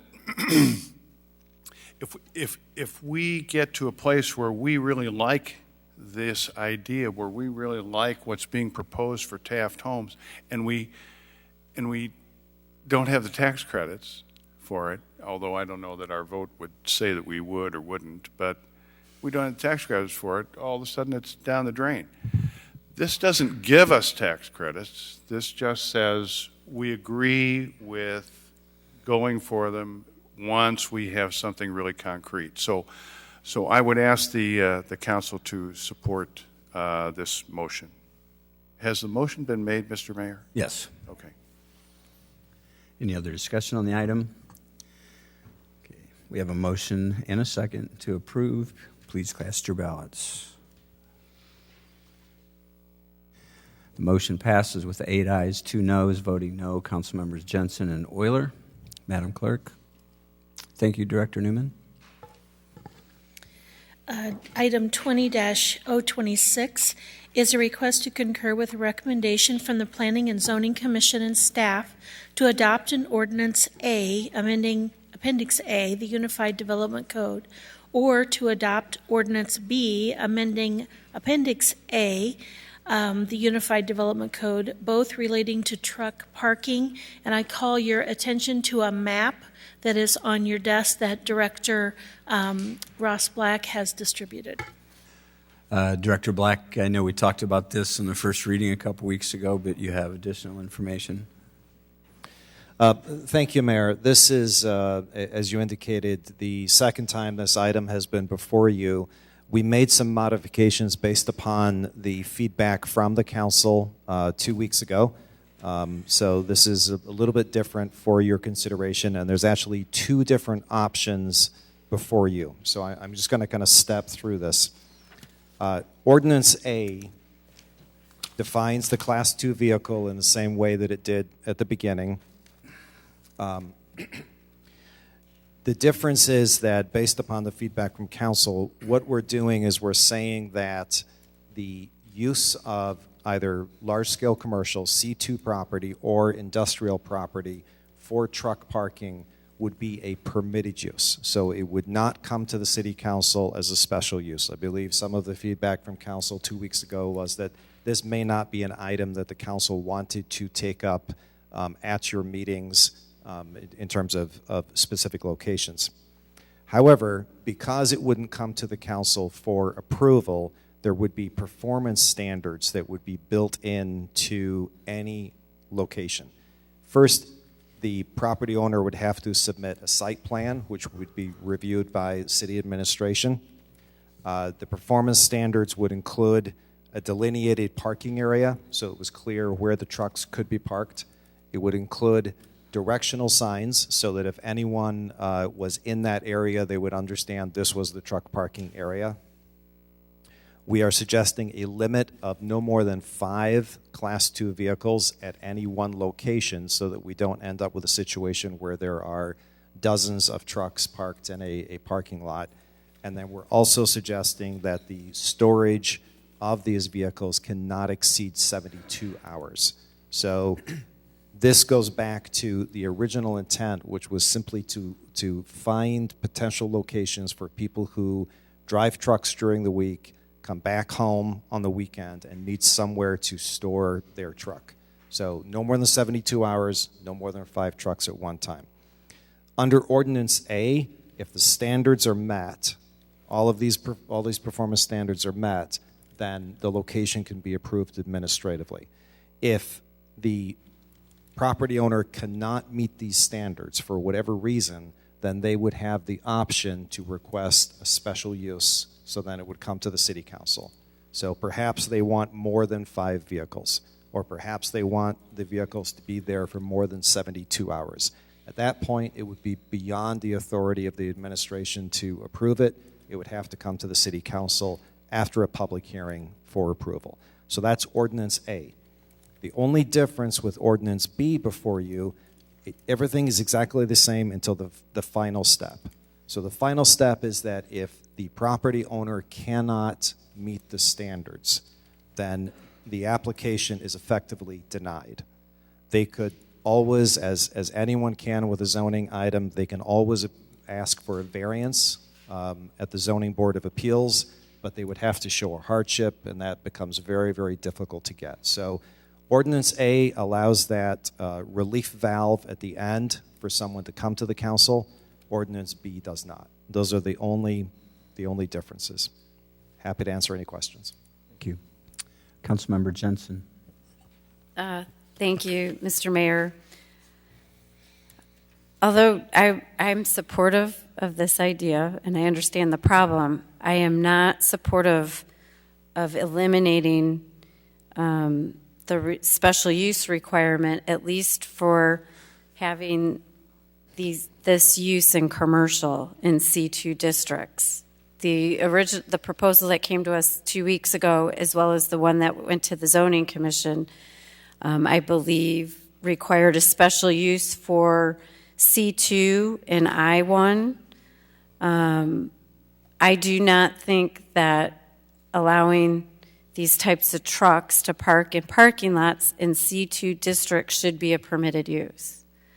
I appreciate the limitations that you added based on the discussion that we had 2 weeks ago, but I don't want to see all of our shopping centers that are shown here on this map in red become truck parking lots. I think it depends on the circumstances of each location, and especially with what we're seeing with our shopping centers becoming more and more vacant, I think this could be a real problem. So I don't support either Ordinance A or B. I would support it being a permitted use in the 3 industrial districts and then a special use in C2. Thank you. Councilmember Kelly. Just for clarity, Director Black, if under the ordinance, let's say the folks who run Northwoods Mall would, first of all, they would have to agree. Just because it's legal doesn't mean they have to agree, right?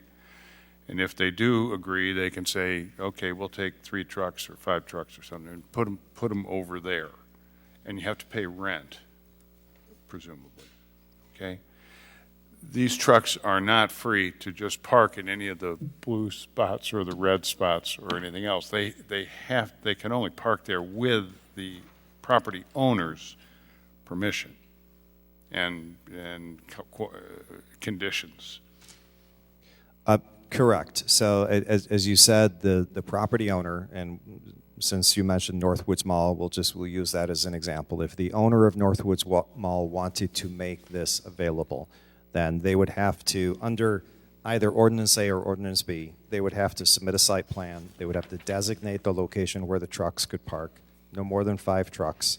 They'd have to put signage up that indicated this was the truck parking area, and the trucks could not be there for more than 72 hours.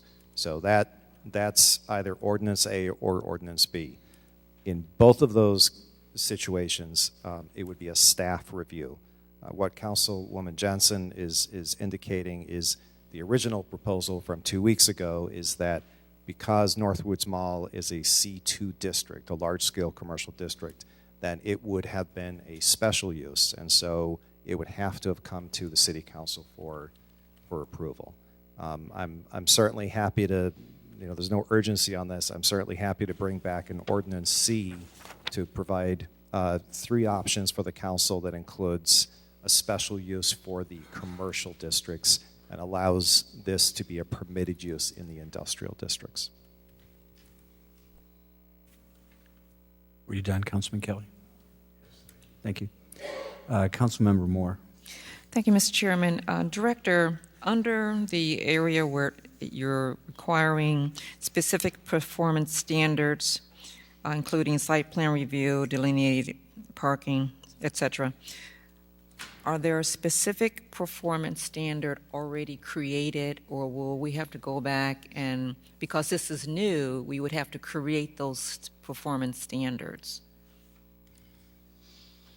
Correct. The performance standards that were specific to this use would have to be created. The base standards that exist, that you can't park on, that you have to park on a paved surface, that you can't create a nuisance either by noise or smell or anything else, those are basic city code standards, and they apply everywhere. These would be performance standards for this specific truck parking use. With that in mind, you indicated there was no particular rush to approve this tonight. I would like to see those specific standards before we would approve it, and I'll tell you why. Just as an aside, I was at the zoning meeting for the cannabis folk, and there were some things that came out of that meeting, unintended consequences, specific standards around that kind of grow, kind of activity we don't have on the books right now. And so I found that the meeting was kind of floundering a little because there were no specific standards to cannabis grow and the odor that is emitted. And so now we have to back up and try to get to that, although not for that particular one, but I think going forward. And so when I read this one, I wondered if this was the same kind of situation, and it sounds like it is. And so with that in mind, in your offer that you could come back with a C, would you object if we deferred this for maybe 2 council meetings, 30 days, because we have 3 in that time frame, to bring it back with your option C, and then also with some specific standards that would address the unique nature of large vehicles that might be based 5 at a time, maybe on a specific location? Councilwoman, I certainly would not object to taking direction from the council, but I think I could bring this back at the next council meeting. I don't believe that there's that much work that would cause a month's delay, so I could bring it back at the next regular meeting. So, Mr. Mayor, is it appropriate to ask for deferral until the next regular council meeting? I think that I don't see any problem that we'll go that route, but instead of getting that motion on the floor, we have at least a couple more comments that may provide additional information to the director, and then we'll go for the deferral after that. Okay. Thank you. Councilmember Gray. I appreciate the comments of both Councilors Jensen and Moore on this. Director, you know how many calls I have fielded alone just in District 2 about these semi-tractors being parked in neighborhoods where they're not permitted. I mean, they're just flat out not permitted. And so I'm glad that you said we could get our horses together and by the next meeting. It might be helpful for us to know, like these C2 large-scale commercial areas, if you could by name identify what they are very specifically, as some of my colleagues have already suggested, so we know exactly what we're buying into here. And then we can go from there, because I'm hearing basically some thoughts that maybe we should make it more restrictive, that we really ought to just special use it in a commercial and force it out into those other areas. But if we can see exactly where these would be if they were C2 and whether we want to do the special use there, I think the council would be better informed. Thank you, Mayor. Thank you. Councilmember Euler. Thank you, Mr. Chairman. I just wanted to piggyback on the comments that have already been made, that I would also agree with that option C that you mentioned here, and Councilman Grahab's comments. Thank you. Councilmember Ruckriegel. And I fully supportive of Councilwoman Jensen's comments here. You know, when you look at this map and you start to see where these C2s are, these are the areas that were also extremely important from not only a looks appearance, but they're integrated into the neighborhoods. To me, I think the map really helps us quite well when we start to see these, and an option C that would really limit the C2 participation in an ordinance like this would be much appreciated by myself. Thank you. I'm seeing no further lights. Motion to defer till the next meeting. Councilmember Moore, seconded. Councilmember Graham, please cast your ballots. Oops. The motion passes unanimously. Madam Clerk. We're at unfinished business.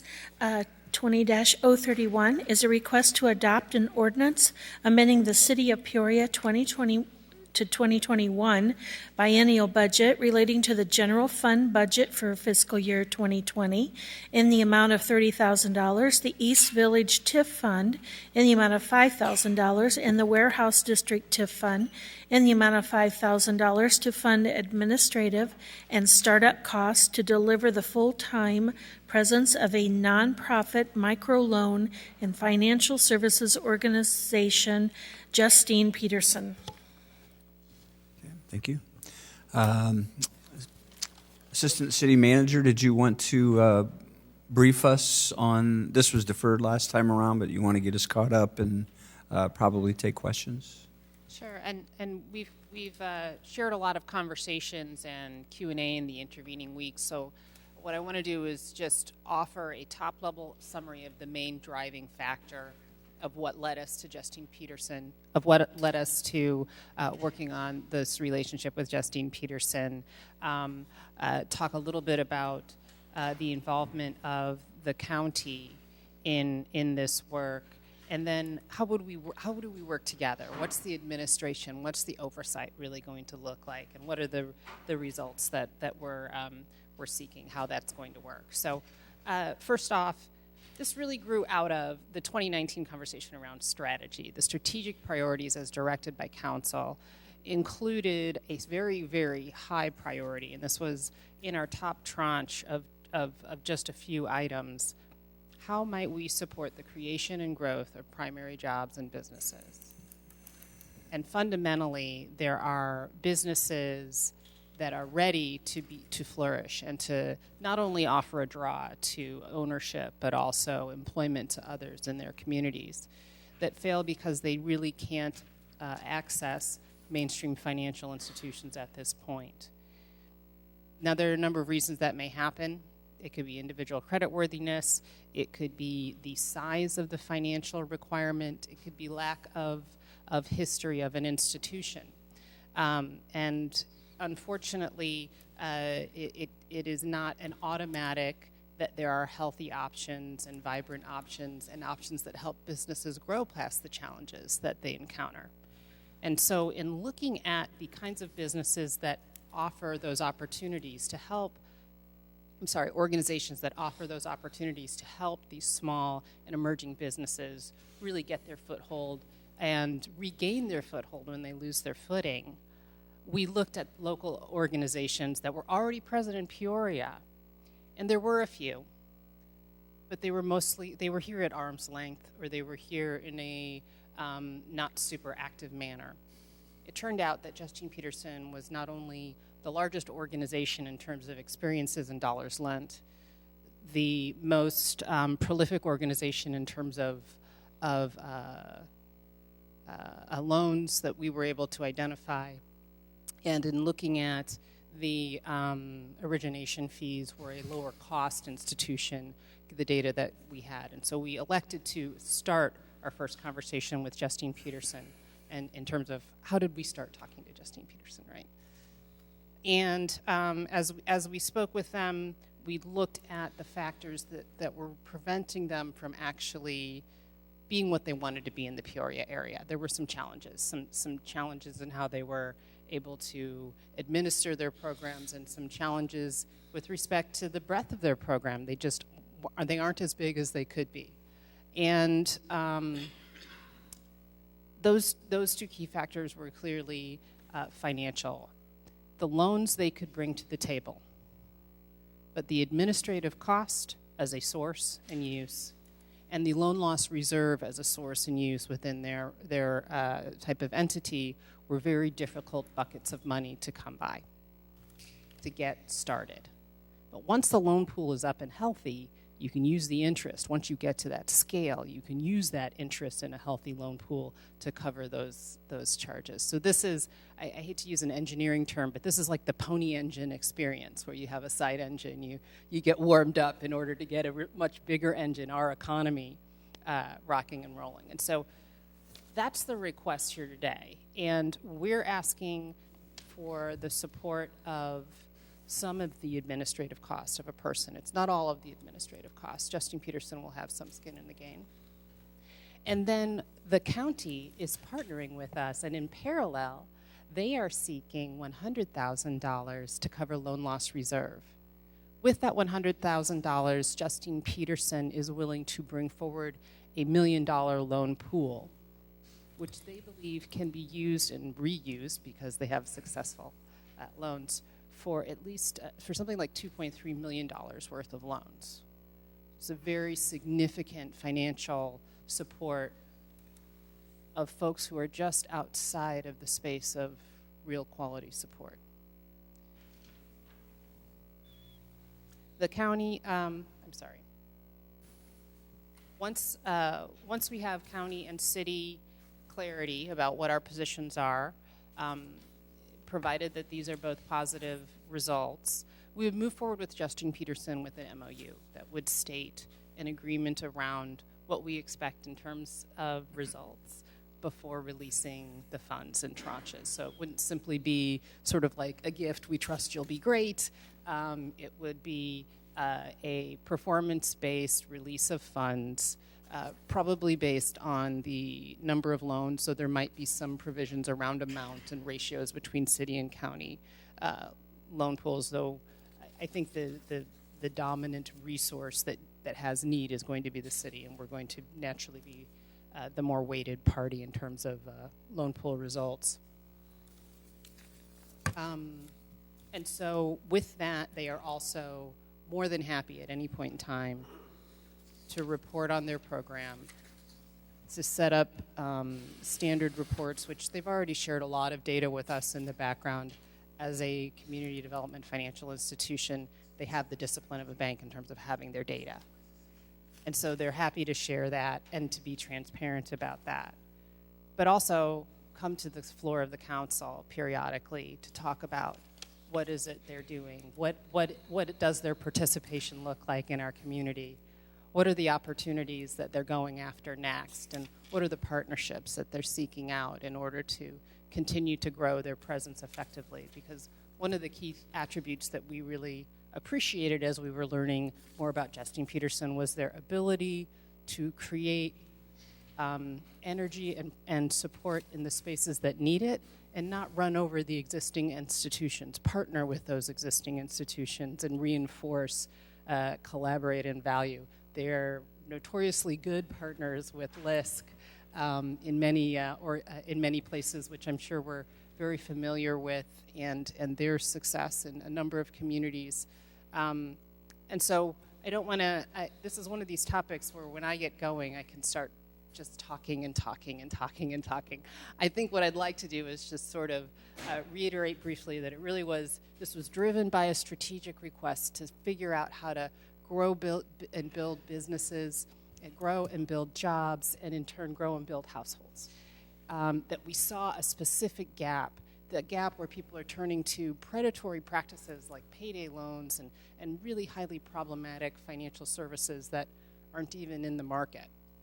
And that there are alternatives that we need to give a nudge, we need to give a little support, but that can, with that support, have a strong expectation of growing to scale, being self-sustaining, and being an amazing contributor to our community. And so we believe that this is, of the organizations present, one of the best in the United States. They certainly are the largest SBA lender in the United States, and microlender in the United States. And we believe that of the opportunities to participate in this space, this is one of the best to bring.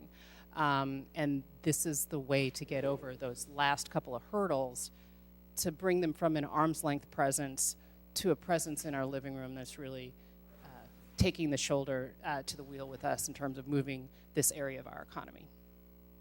Okay, thank you for that. Questions, discussion, motion? Councilman Riggenbach? Thank you, Thank you, Mr. Mayor. I move for the approval and have some comments also. Motion to approve, seconded by Councilmember Moore. Councilman Riggenbach. Thank you again. And, thank you, Director Rattler and Mr. Evans, for your work on this. I think this is something we can, again, all be proud of, as we've set economic development as a priority for the council, and as we've talked about doing what we can to assist particularly the small business owners, the minority-owned businesses that oftentimes don't have that access to capital in the traditional sense. So I just have to say this. I was going through some papers at home as I was going through things on Saturday, and I found a program for an event that I was at 10 years ago. In 2010, I was on a panel that the Black Chamber of Commerce had regarding minority business access to capital. And it was kind of disheartening thinking that topic from 10 years ago is something that we're getting around to addressing today. So I think this is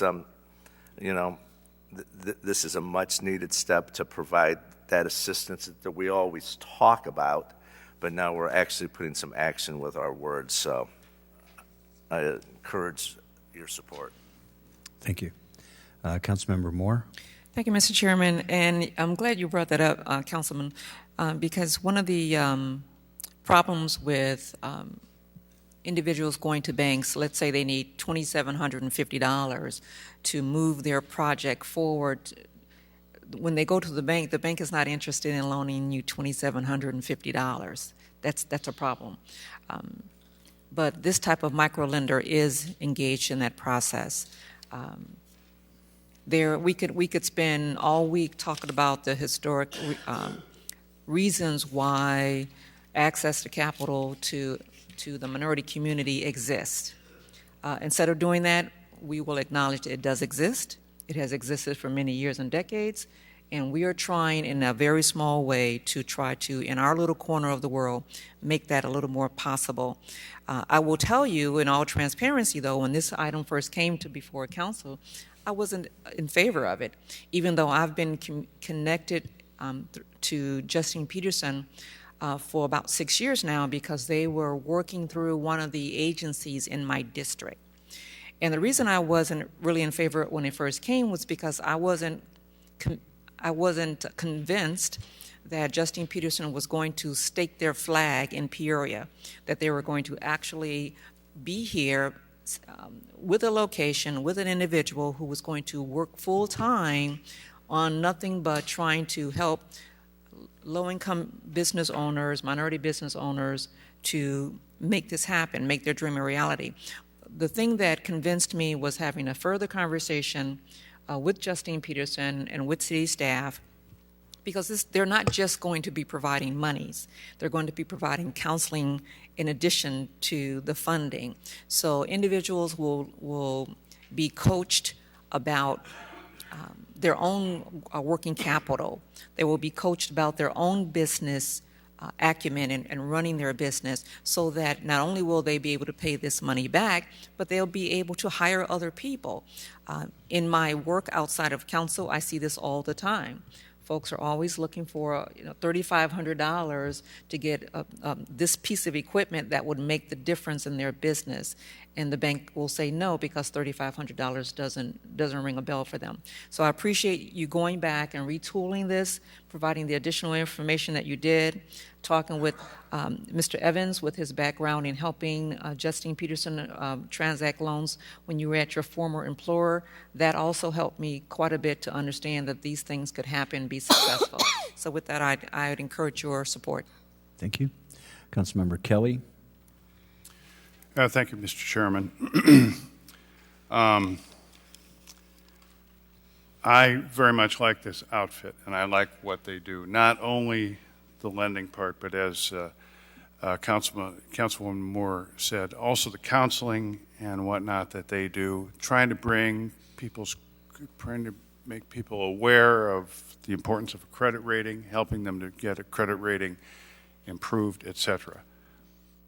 I think this would be a great addition to the city of Peoria. That is not, however, what we're voting on.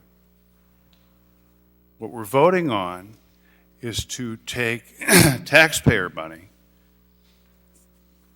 and give it to these folks. Microlenders, I think, started in the third world, and they were funded primarily by not-for-profits, NGOs. Since the meeting that Councilwoman Moore and I attended, I've spoken with Peoria not-for-profits or endowments or whatever, saying, how about, do you like this outfit? Yeah. Do you like what they're doing? Yeah. How about funding this instead of having the taxpayers fund it? Well, that sounds reasonable. I don't have a decision. Okay? I don't, when another outfit wants to come to Peoria, a hardware store, or I don't care, any kind of business wants to come to Peoria, they don't come to the city council for startup money to come to Peoria. Justin Peterson is a very successful outfit.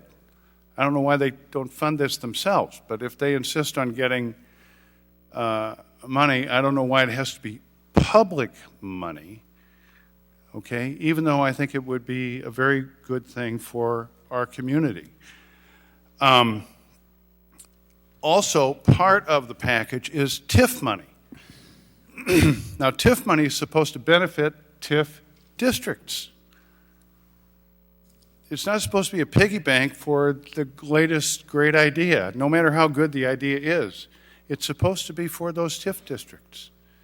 And this is not for any TIF district. This is kind of citywide. I think that's a misuse as well. And I'm not sure if the presentation indicated that they might be back for more money later. No. Okay. All right. I misunderstood that. Okay. While I like this idea very much, I like this outfit very much. I think they're very well run. I like their mission. I will not be voting to fund them with taxpayer money or TIF money. Thank you. Councilmember Jensen. Thank you, Mr. Mayor. One easy question. Hello, Mr. Evans. Where's this person going to be housed? Will it be in City Hall? So that hasn't been decided. In part, it depends on the kind of employee that's hired and if they already have an associated location. So if there's someone who has perhaps a small nonprofit that they're already working with, this would be their full-time job. The nonprofit already has a location. It depends. But that said, we certainly want to establish office hours in accessible locations around the city. And so we'd be working with them to talk about, should you be at the Lincoln Library on Thursdays and at the Boys and Girls Club in East Bluff on Fridays. And what could that look like? And then making sure that we're getting the word out and having a stable set of expectations about how to get connected with this person. Okay, and I guess as a follow-up to Councilman Kelly's comments, do you know how this was set up in Springfield when Justine Peterson first came there? Was there city money used to get the program started there, where Yes, they've that had is a the lot of case. success? Yes, I understand that to be the case. Kevin, do you have a stronger history? I think it was CDBG funds and... So the city of Springfield actually did fund them directly with about $500,000. But it was a direct funding from the city of Springfield. And does Springfield continue to fund them, or now are they funded on their own, like we plan to be? So the program continues to operate in Springfield. So the idea of this is that in the establishment, much like the revolving loan fund works, so there's a fund that is established and managed, and the revenues from the fund is designed to support itself. I just was curious about that. I'm supportive of this. I know Justine Peterson and have been advocating getting a microloan program like this set up here for a number of years. They are a very well-run organization. I have a good friend who worked there for a number of years, so I will be supportive. I'm glad. I want to thank both the Assistant City Manager and Mr. Evans for bringing this program forward. I think it is important and it can have a lot of impact. Thank you. Councilman Ruckriegel. Thank you. Having walked into some lending institutions with people that I was helping mentor up in Chicago who were in this exact situation is never good. And you understand that the need is real and the need is timely. And it doesn't fit within the traditional banking system for a lot of reasons, which, as was already addressed, we really ought to discuss at a different time as far as a community. This is helping fill a needed gap. And I'm glad you mentioned that we went back to the strategic plan, because this is directly where this is coming from. It also does something else that we encourage a lot of times, which is our local governments to work together to solve a common problem. And I see this in this approach, and I hope you pass our appreciation on to the Peoria County, to the board, and to the staff there, because I think you spend a lot of time working together to be able to each leverage some assets to be able to pull this. And I appreciate the fact, too, that you took a situation that maybe previously was not ideal, and you found and formulated a way to be able to make this fit better into the model that we need, which is really to have somebody here dedicated to Peoria. We know the need is real. The people who will be seeking these loans know the need is real.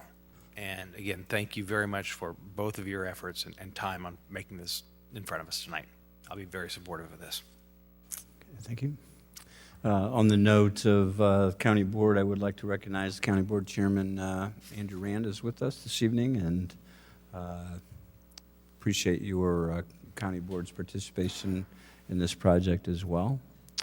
Councilmember Riggenbach. Thank you, Mr. Mayor.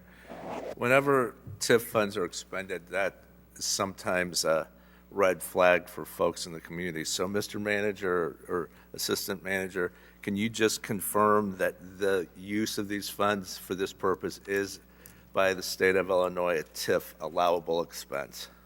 Yes, it is. And I, as the 3rd District Councilman, who has been in a number of meetings recently with Director Black about the East Village Grove Style Housing Program and the need to get more small contractors involved, can assure you that this microloan program is going to be a boon to those business owners that are looking to do more business throughout the East Bluff, and particularly with this housing program. So I just wanted to make sure that that was clear, that this is an allowable expense and there will be tangible benefits for that area. Thank you. Thank you. I'm seeing no more lights here. We do have a motion and a second to approve. If there is no additional discussion, please cast your ballots. The motion passes with 9 ayes, 1 no. Voting no, Councilmember Kelly. Madam Clerk. If there's no further unfinished business, Do we have any unfinished business tonight? Unfinished? Councilmember Moore. Thank you, Ms. Mayor. I'd just like to briefly mention that in working with Stacy Peterson, have been diligently working on the communication system that we've been talking about. If you've been out on Channel 22, intermittently you've seen what we are going to be bringing forward. At the last meeting, we asked for suggestions from the public about different times that you wanted to see that communication process on Channel 22. Stacy has her suggestions now. She's going to be visiting with those individuals who are responsible for putting it out there, and at our next meeting, she will be able to provide a schedule of when you can see it. The schedule that she's going to come back with is just something that we're trying for now. We could increase or decrease the amount of time when it's aired. Maybe it's on a certain days. So in 2 weeks, when we come back here, we'll be able to provide the time that you can see it, and then we would want your feedback after that. Thank you. Thank you. Any other unfinished business? Madam Clerk. we would be at new business. New business to come before the council tonight. New business. Councilman Ruckriegel. Thank you, Mayor. It's hard to believe, but we stand right now at 49 days, 4 hours, and 27 minutes until Census Day hits, April 1st. Census Day is extremely important, as we've talked about, to our city and our community for a lot of variety of reasons. Not of what making sure that we get the full representation that we need throughout our local and national governments, but also to make sure that we have the proper amount of funding coming back to be able to let us do some of the things that we need to do within our community. With that being said, the Chicago Regional Office for the Census will be having an open house and a recruitment blitz on Thursday, February 13th. So this Thursday at 10 a.m., 325 West Romeo B. Garrett. And there they will be taking applications. We've got a lot of jobs that we need to fill. And they come at there's some full-time, some part-time jobs. They've got some very flexible hours. And we encourage everybody to come out, see the offices there, get to know the staff that's there, but then also take the time to fill out a job application. We need our local people to make for sure that we get a full and complete count. I think you'll really be impressed by what you're seeing there, because while Census Day is April 1st, that's really when the work begins. And it is going to take us into the summer, and we've got jobs and opportunities for people to be able to help make sure that the city of Peoria has a full and complete count. Thank you. Thank you, Councilman. I'd also like to just take a second and recognize Councilmember Ruckriegel again, who has taken on the leadership of coordinating a lot of the census initiatives on behalf of the city. And it's not, I know Councilmember Spain did it 10 years ago, and it's a lot of work, and I appreciate, and the council appreciates you taking that on. Councilman, thank you very much. Any additional new business this evening? New business? I'm seeing none. Madam Clerk. We're at citizens' opportunity to address the city council. Okay. Citizens to address, just need your name for the record. We have a 5-minute speaking limit. Up first is Steve Morris.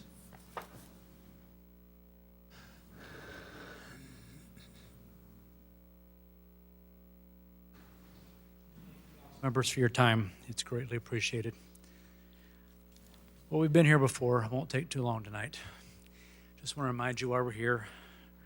We are, as I come as representing the Christian minister in this city who believes very much, what the scripture tells us, to seek the welfare of the city where you live, Jeremiah 29:7, because we believe that, as it says there, that we need to pray to the Lord on the behalf of the city, Peoria, for on the city's welfare, we will find ours as well. We believe that very much. We desire the good of this city. We desire God's blessing on this city. And we desire the prosperity of Peoria. We've reminded you in the past, as we've come to this, that as part of that, desiring the good of the city, it must be, as we've said, under God, as we said at the beginning.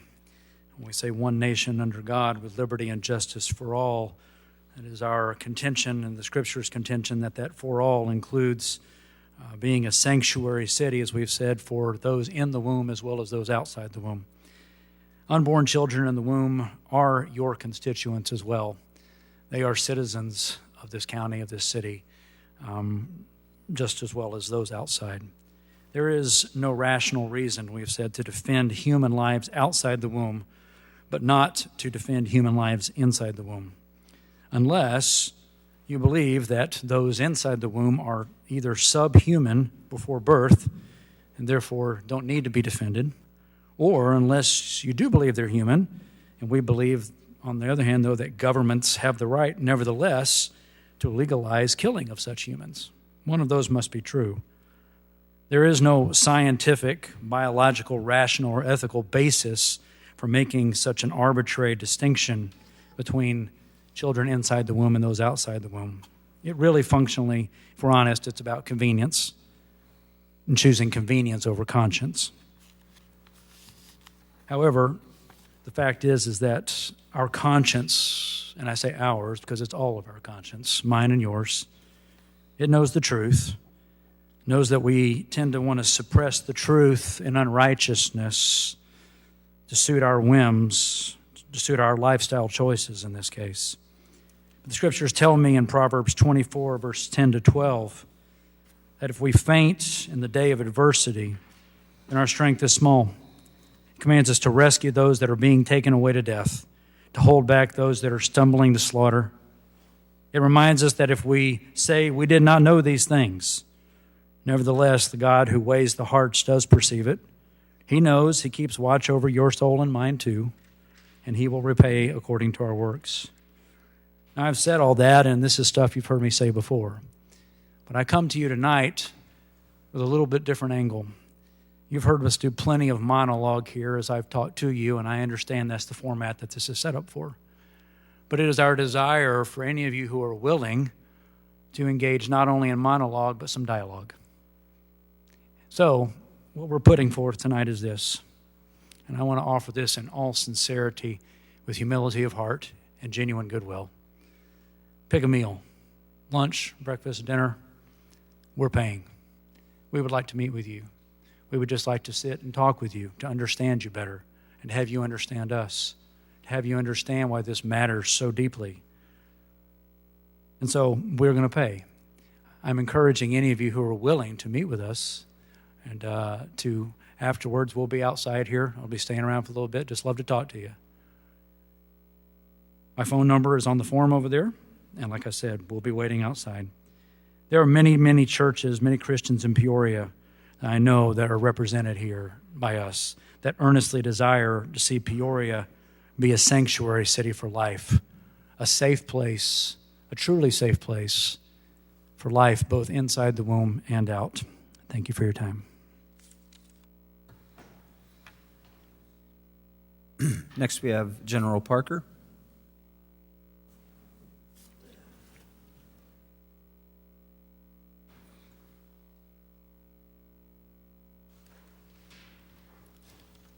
Good evening, Mr. Mayor and Council.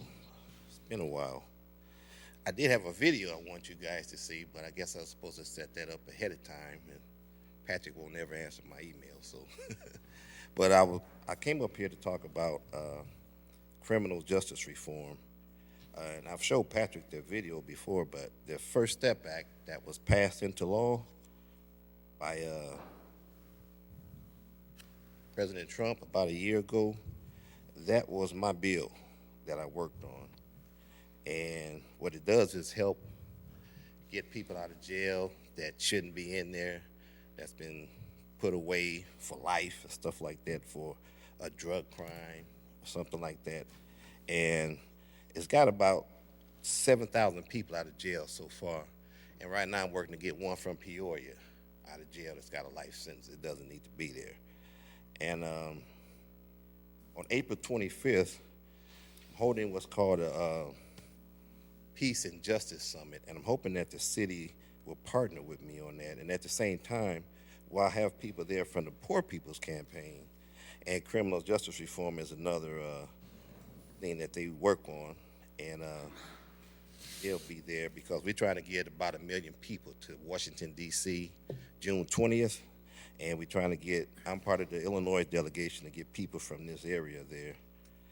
And the reason I bring that up is I know that we just had our King Day celebration that we have every year, and that's held at the Civic Center, and everybody put on their mink furs and dress up and get real nice and put on their Sunday best, go have dinner, pay $50 to eat, and pay about $30,000, $40,000, $50,000, I don't know, for a speaker to come.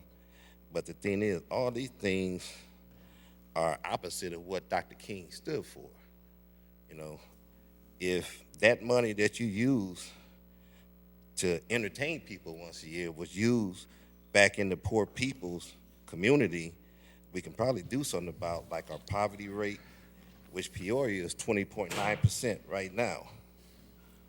That means 23,000 people out of 111,000 live under the poverty rate. Our graduation rate is 69%, but Manual and Central graduated 59%. But I know a lot of people don't really care about that. So the income medium for whites are 59,000, but for blacks in this area, it's 27,000. Asians, 91,000. Hispanics, 31,000. And out of all the 102 counties, I believe it is, in Illinois, Peoria is still ranked in the top 20. So if you guys can see fit to make it there on the 25th, they'll be there, but it'll be all of us and none who's putting it on. And I have some ideas to try to help change some of these things in this city. I don't know if you guys are willing to work with me, but that'll be a day that you guys can show up.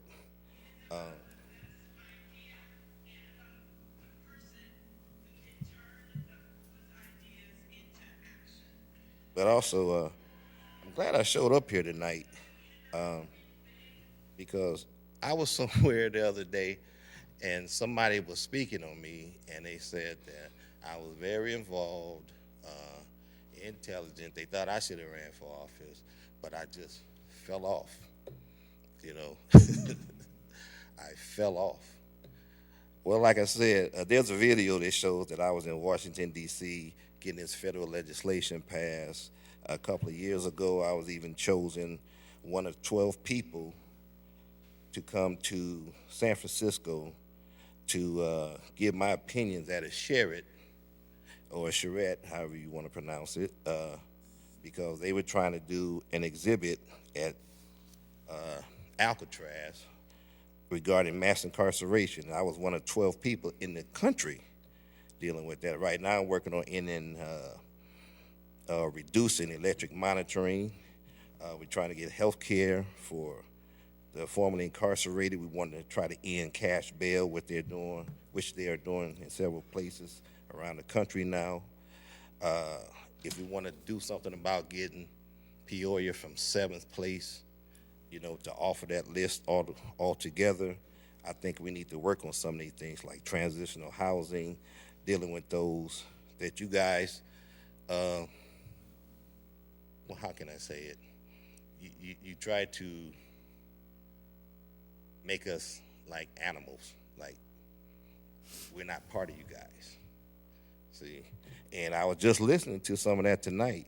I was born and raised in Taft, and I didn't fall off so much the last 4 years as I was blacklisted. See, and I didn't know I was being blacklisted till it was too late. So several of those years I was homeless.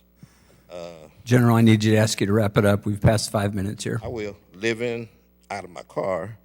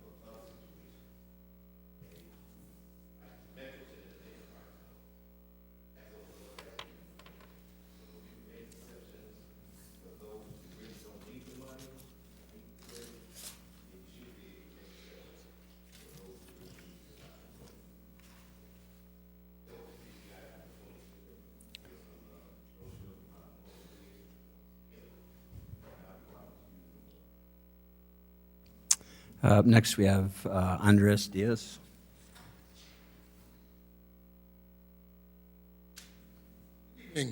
I appreciate the opportunity to address you. I'm here tonight to speak about the Taft resolution this evening and your endorsement of the plan, and to give you some background that I feel has to be put out there in the public. The North Valley began IDA-sponsored community revitalization planning sessions this past year. These sessions were held and information was given that the city was seeking community engagement and buy-in for any future developments for our community.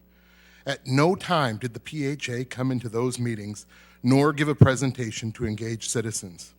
In fact, since the hiring of Bear as their developer, there has not been a single meeting where the discussions of Taft Homes have been on their agenda. So even an engaged citizen wouldn't know when to offer input or when to be present for that information.